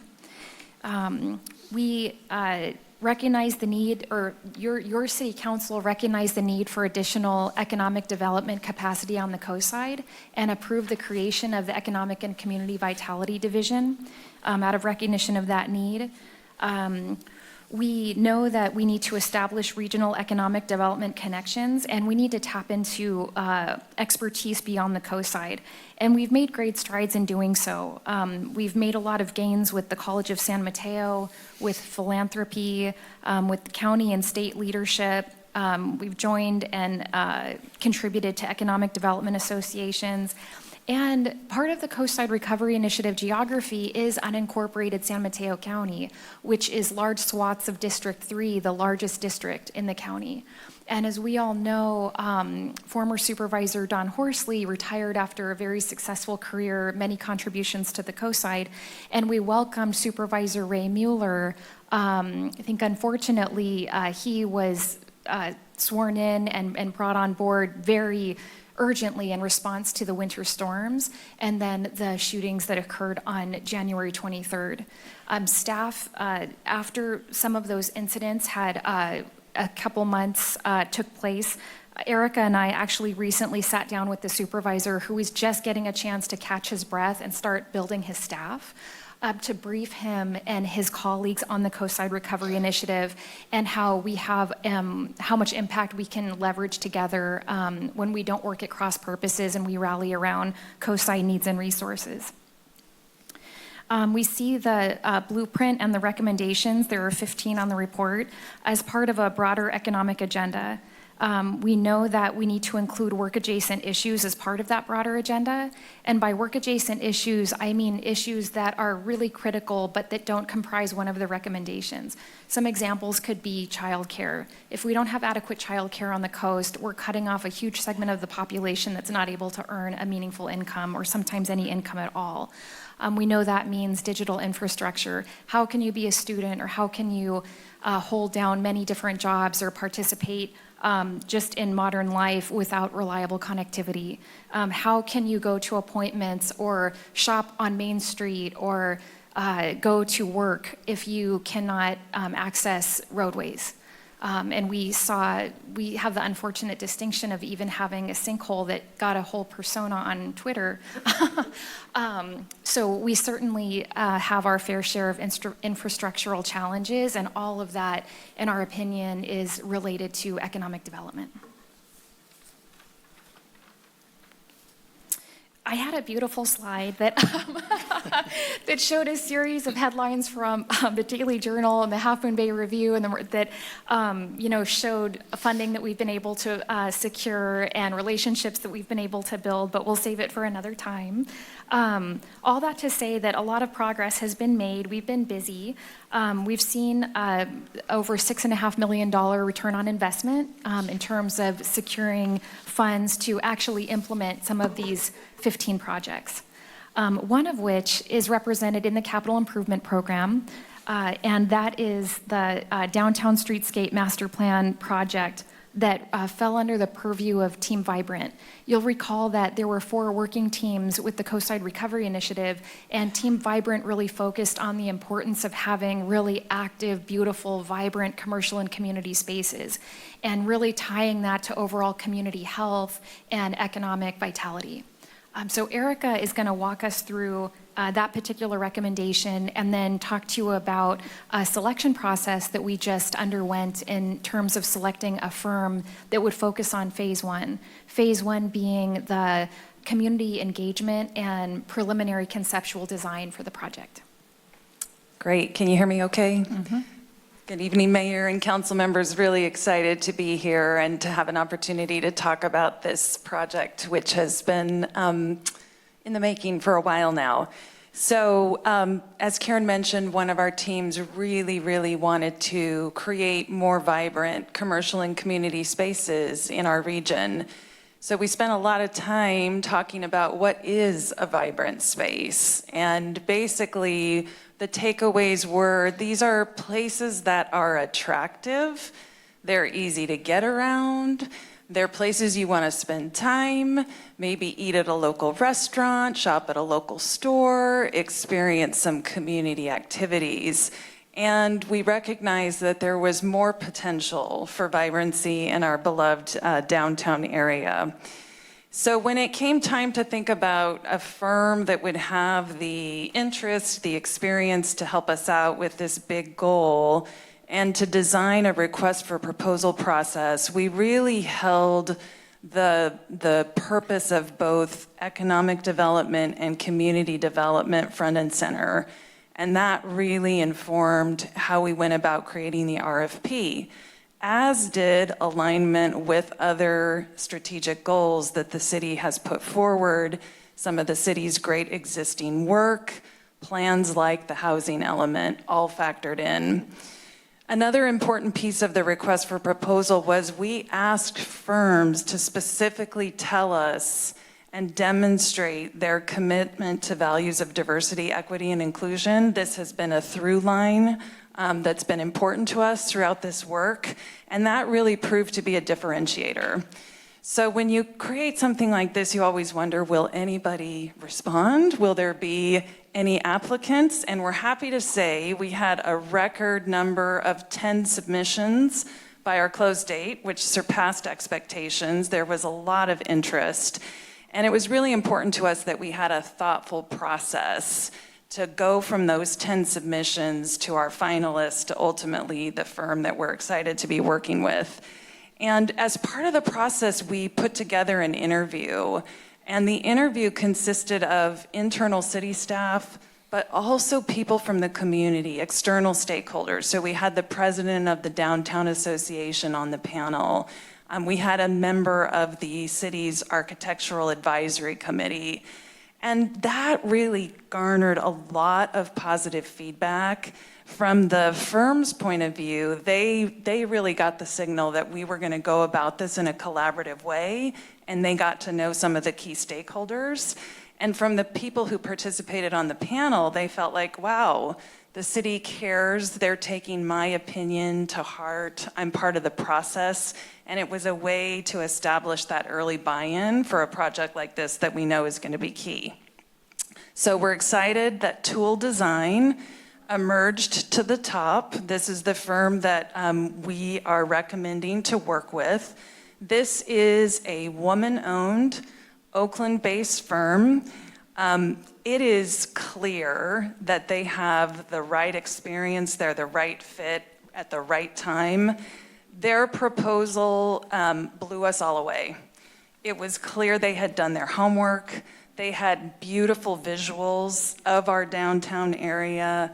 They knew the locale. They were really astute about anticipating potential challenges. So we were really impressed. There were several other things that stood out. Their passion for this work, that they really got the importance of a project like this to our community, and they had some great language in their proposal, which you would see on the slide if we had it for you. And there was a recognition that our downtown is special as it is. We don't need to over-design and overthink this, but instead, how do we enhance the assets that we already have? So that was great. And that critical to the success of this project is community engagement and lots of community input. And they had very, very strong capabilities in that arena. We were really excited to see things like charrettes and visioning workshops where you can have people come together and have hands-on experiences and conversations to imagine what's possible, which is also going to be important with a project like this. Visualize what our future could look like. So there was a map. They are charged with creating a streetscape for all of Main Street from Highway 1 to the north, all the way down to Main Street and the South Gateway, with an initial emphasis on the 4 blocks that constitute Heritage Main. And one of the things that I really liked about the map that they created was, you know, we have several what they called character zones along Main Street and transitional spaces, and we have these key gateway entrances into and out of our downtown area, and all of this should connect. All of it should cohere together. So I think this is an exciting project. I really, really applaud the council for your leadership and your support. I think it's going to take this very special place that we know is downtown and make it even better. So I think we're ready for questions. Wow, I feel jazzed. We do too.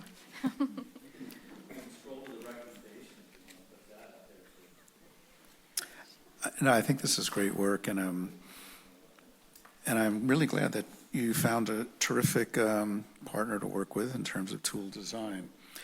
Because, you know, when you remember the library project, and when people started to really, you know, be able to visualize it, right, and there's models, we had kiosks out, that's when you really get, you know, the excitement and the engagement, more funding comes in, the energy, so great approach and great job, so thank you.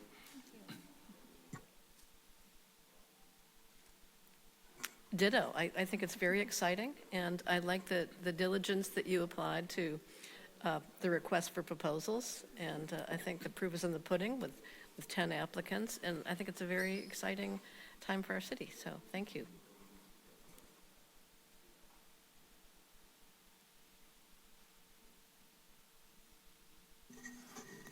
Well, I just want to say that when I first learned about this, the economic vitality program, was it it was in 2020 or 2019?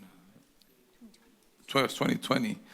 I remember just listening to it, about the idea about how we can recreate our community and make it more, thinking about if I'm driving through Half Moon Bay, what's going to make me stop, pull over, and actually walk Main Street and eat at our local restaurants. And I pretty much walk Main Street every day. You know, and every year, you know, it's something new. Like I saw when recently, you know, the old garbage cans were pulled out on Main Street. It happened in the morning, and that's my usual walk. So I saw that happening, and then placing the new garbage cans, looking at the mural when it was being done, you know, from day one till it was finished. You know, and I see more people coming downtown, especially on weekends now that the weather has changed. So, and I know there's a lot of things happening in recreating Main Street, the parklets, you know, or restaurants, you know, by the bridge on Main Street. You know, very attractive, you know, the way they did the work. All the restaurants, you know, I think I ate pretty much every restaurant on Main Street. So I recommend that to everybody to come in to Half Moon Bay. And I want to thank you, you know, for all the great work that you have, you know, done, everything coming together, you know, and I'm looking forward to, you know, to more. Thank you. Councilmember Rohrbach, do you have any comments or questions? Just a comment that I'm also looking forward to the revitalization of Main Street. So, yeah, thank you. I'd just like to say that I hope that there is, and I'm certain there is, but I just want to mention it anyway, that there is room for our heritage in this project. I think it's important. I think it's become even more important with everything that's gone on in the last couple of years. And with the changing of the guard, with some of our Portuguese folks and some of our Italian folks aging, we want to capture what they've got and include it in whatever we do. And I think, you know, we could be talking about murals, we could be talking about, you know, artwork. I don't know what, but I do know that it's critical, and it's one of the things I would love to see, you know, first and foremost.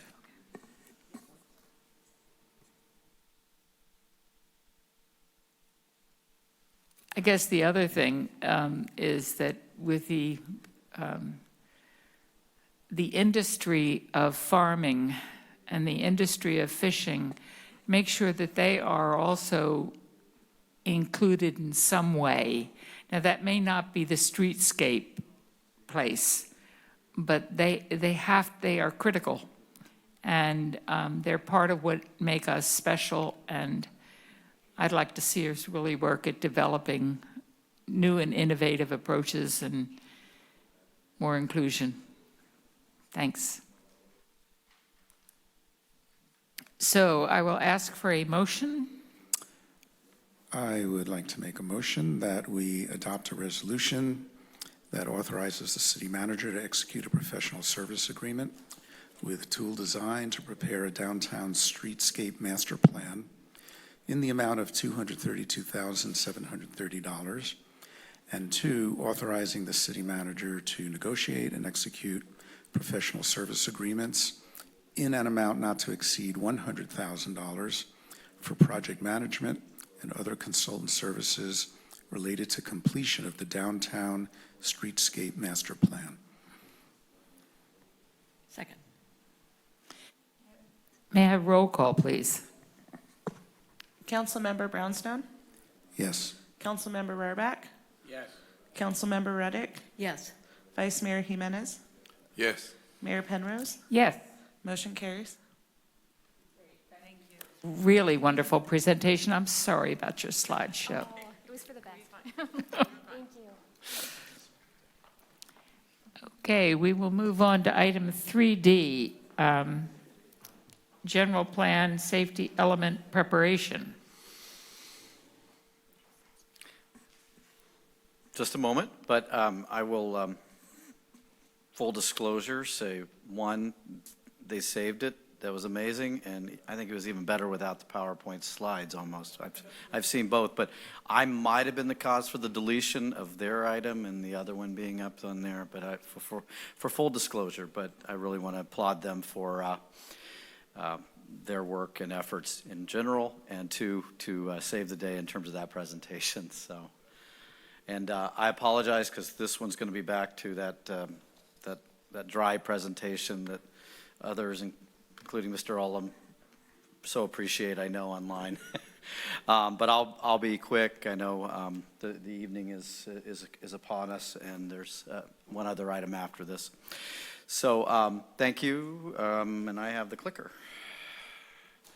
So tonight the request is pretty straightforward, which is to authorize the city and staff to proceed with preparing the general plan safety element under a collaborative agreement with the county, San Mateo County, and 8 other cities within the county at $158,798 cost to the city. All of this is in your staff report. The bottom line is for the last year or so, we have been working closely with our neighboring jurisdictions in the county to figure out a cost-effective way to work toward adopting and improving safety elements. The safety element is a required element of the general plan. It's imperative to do. in the context of looking at the physical hazards, fire, flood, all of the things that we've now experienced over the last several years, along with tsunami and a whole host of other things that I hate to even mention. Seemingly every time we mention them, and then we have one. So we'll leave it at that. Part of the requirements are to also look at improved access and evacuation programming depending on certain circumstances, but this all feeds into a broader perspective of your priority on public safety and emergency preparedness. So it goes along with this, and also along with the hazard mitigation plan that was updated just recently for the county. So it all goes hand in glove. So again, we've been working closely with the other agencies to try to figure out whether there was a solution, much like what the county chose to do under the 21 elements process, the last 2 cycles of the housing element. And I think we landed on a very good solution. PlaceWorks was determined to be the right fit for all of the members, and I sat on the selection committee going through the interviews and process with that. So I was not going to just sit and defer this off to the rest of the group. Again, we have several actions requested. Notably with this is that we would enter into, based on your recommendations, an MOU, which would include, in essence, between us and the county, but all the agencies would enter into a similar MOU, and it would just set forth the agreements on the county operating this contract solely, the city being billed by the county twice in our situation, but ultimately basically giving us the updates and dealing with that, and there'd be an overall project manager, as well as the jurisdictions having a project manager that is included in the cost of this, the overall project manager. Ultimately, as indicated, our cost with the whole allocation of the project is about $159,000. We came to you at the mid-year budget. You allocated $80,000 toward this in this fiscal year, and the agreement is that we will pay the remaining half, which needs to be programmed into the coming fiscal year capital budget for the additional remaining piece of the $158,798, but let's call it $80,000 just to round it. So our recommendations all are linked to this arrangement, this collaborative. Tonight you are not necessarily authorizing, approving, executing with PlaceWorks itself, but a contract with San Mateo County under this collaborative agreement. And the primary issue here is allowing the city manager to make the payments, the 2 that are required, and also committing that $79,399 for the capital budget as we talk about that in the coming month or so with the budget process. So that concludes my presentation. John, I have a question. When we talk about the county and the city, and we talk about the project, are we talking about Pacifica down to Pescadero? Are we talking about the county that's not on the coast? What is the project physical boundaries? What are the physical boundaries? So the only project issue that we're really concerned about is the city limits, first and foremost. That's what we're paying for. That's what the consultant time will be based on, and that will be what's covered within our general plan and the elements that we're required to. With regard to the county's piece of this, it's all the unincorporated, basically undeveloped non-city areas. So at this point, that's primarily the Fair Oaks area, arguably on the coast, on the non-coast side, and everything else remaining other than the city limits of Half Moon Bay and Daly City on the other side.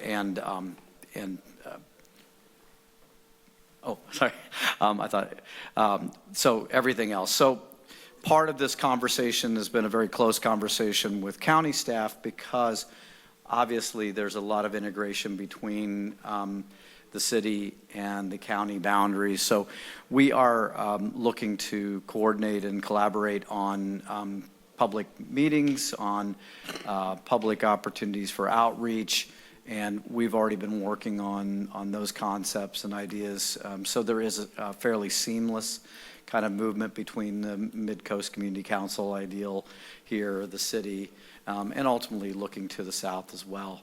So that I think is probably what you were most likely going at, and the answer is yes, we want to integrate fully with what the county is doing and make it as seamless as possible, although at some point we have to separate out and do our own adoption and process there.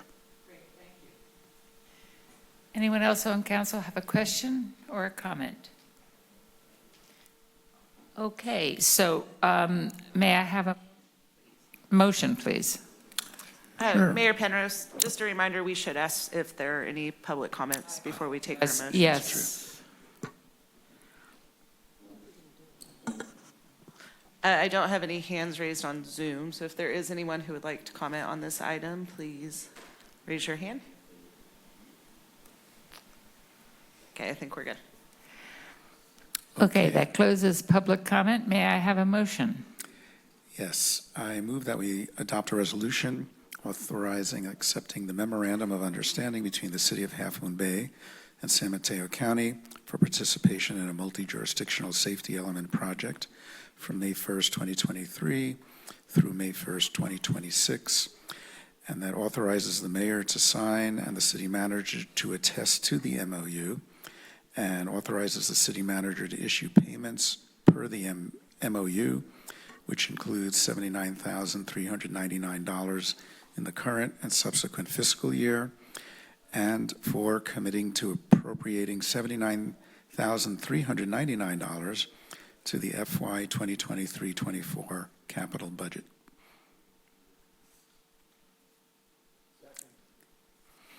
May I have a roll call, please? Councilmember Brownstone? Yes. Councilmember Rohrbach? Yes. Councilmember Reddick? Yes. Vice Mayor Jimenez? Yes. Mayor Penrose? Yes. Motion carries. Okay, we are moving on to item 3E, construction contract award for the 2023 street maintenance project, CIP project number 0514.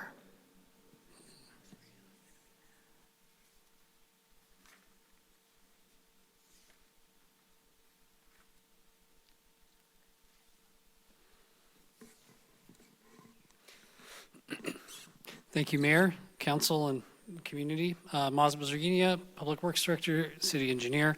I'm here tonight to present this item on the 2023 street maintenance project. The request tonight is to adopt a resolution authorizing the city manager to award and execute the construction contract with the low bidder, Dryco Construction, in the amount of $281,177. And as well as approve a construction contingency amount not exceeding 15% or $42,176 for potential change orders for this maintenance project. Overall, just a little background. Our overall street network has a pavement condition index. That is a way of determining the status of your street within a confine for all agencies within the San Mateo, within the Bay Area. And we use that score in many different ways. The PCI, which is called Pavement Condition Index, it is used for looking at funding for transportation projects. It's part of the information that we are reviewing and updating on a 3-4 year cycle. As well as looking at continuing to keep that number at a average level or above average level, which for us is trying to get closer to 70. So what we do as far as this particular project, we are fixing a lot of the streets, and I'll go through the specific ones for this particular project, but that includes potholes. I call it dig out base repairs, but really what we're doing is trying to take care of the broken pavement sections, the cracked sections, the damaged sections from wear and tear from use. Some of it will be dig out and base repairs, which is basically going in there and taking out the asphalt and a portion of the material underneath and then repairing it and filling it back up. There's also surface milling, which is shaving off a certain amount of the asphalt on the top and putting a new layer on the top, which is the asphalt overlay. We have some crack sealing in different areas where the pavement is in decent shape, but it still needs some attention. So that what we do in those locations is put an epoxy that seals those cracks to reduce the amount of water that infiltrates there. And then, of course, upgrading any traffic markings and striping that are removed as part of the project, and any signage or anything that needs replacement. This project was advertised on Wednesday, March 8th of this year. The project locations for this particular project are Jenna Lane from Pine Avenue to Kelly, Arletta Way from Grove Street to Magnolia, Alsace-Lorraine Ave and First Avenue, Grinnelli Avenue to Filbert, and then Second Avenue, Metzger to Grove Street. For this particular, this project is intended to be an annual maintenance street project. So what that means is we'll be coming back annually for additional work in different, and what we like to do is try to keep them within the same neighborhoods, but we will alternate neighborhoods annually as we go through this program and really start establishing our street maintenance program again.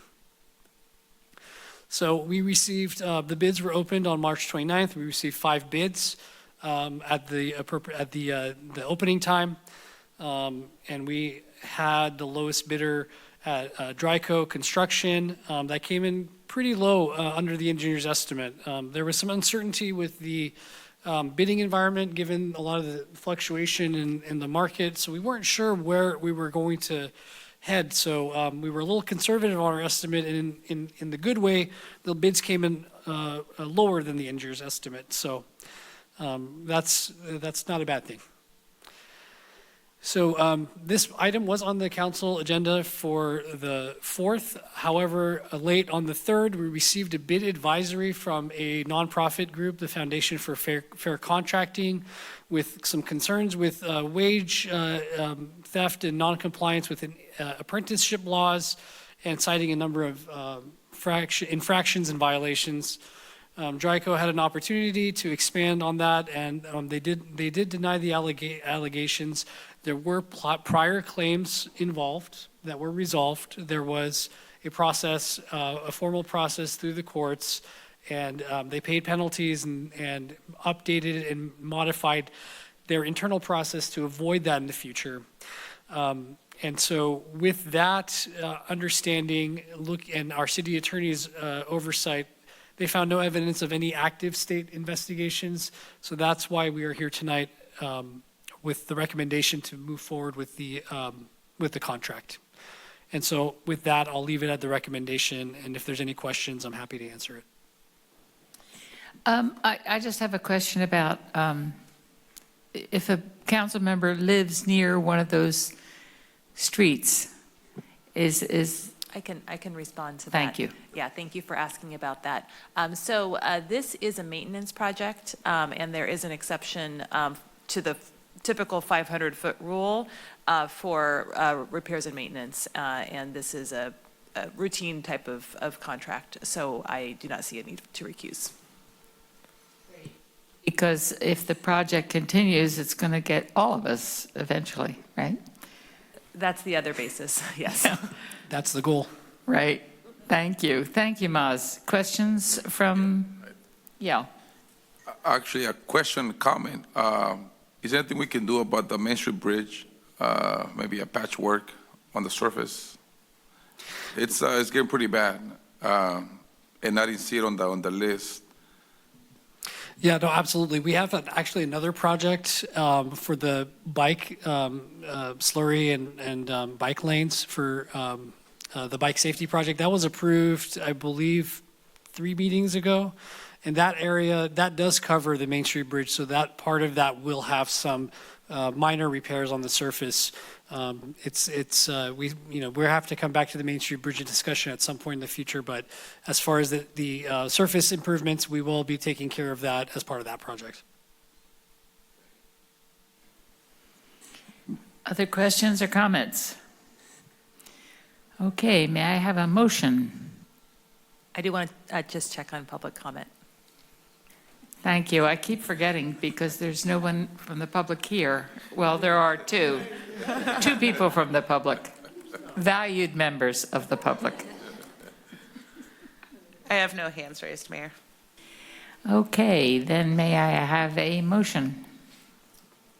Yes, I move that we accept the submitted 5 responsive bids and that we adopt a resolution authorizing the city manager to award and execute a construction contract to the lowest responsive and responsible bidder, Dryco Construction of Fremont, California, in the amount of $281,177, and approve a construction contingency amount not exceeding an amount of $42,176.55 for potential change orders for the 2023 street maintenance project, CIP project number 0514.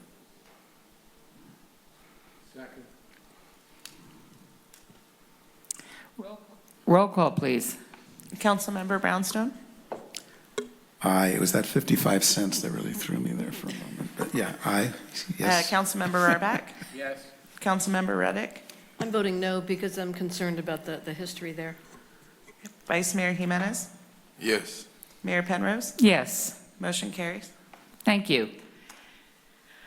We will move on to items for future discussion, but before we do that, I just want to tell you that I forgot to mention something that was upcoming in terms of mayor's announcements. Ray Muller, our Board of Supervisors representative, and myself are going to be holding monthly office hours. And we're going to start this month on Thursday, April the 27th at 8:30 to 10 a.m. And we'll be holding them at Cafe Mezzaluna in the harbor. So anyone who would like to come down and ask questions of either Supervisor Muller or myself is please welcome. Thank you. April 27th is a Thursday, 8:30 in the morning, Cafe Mezzaluna.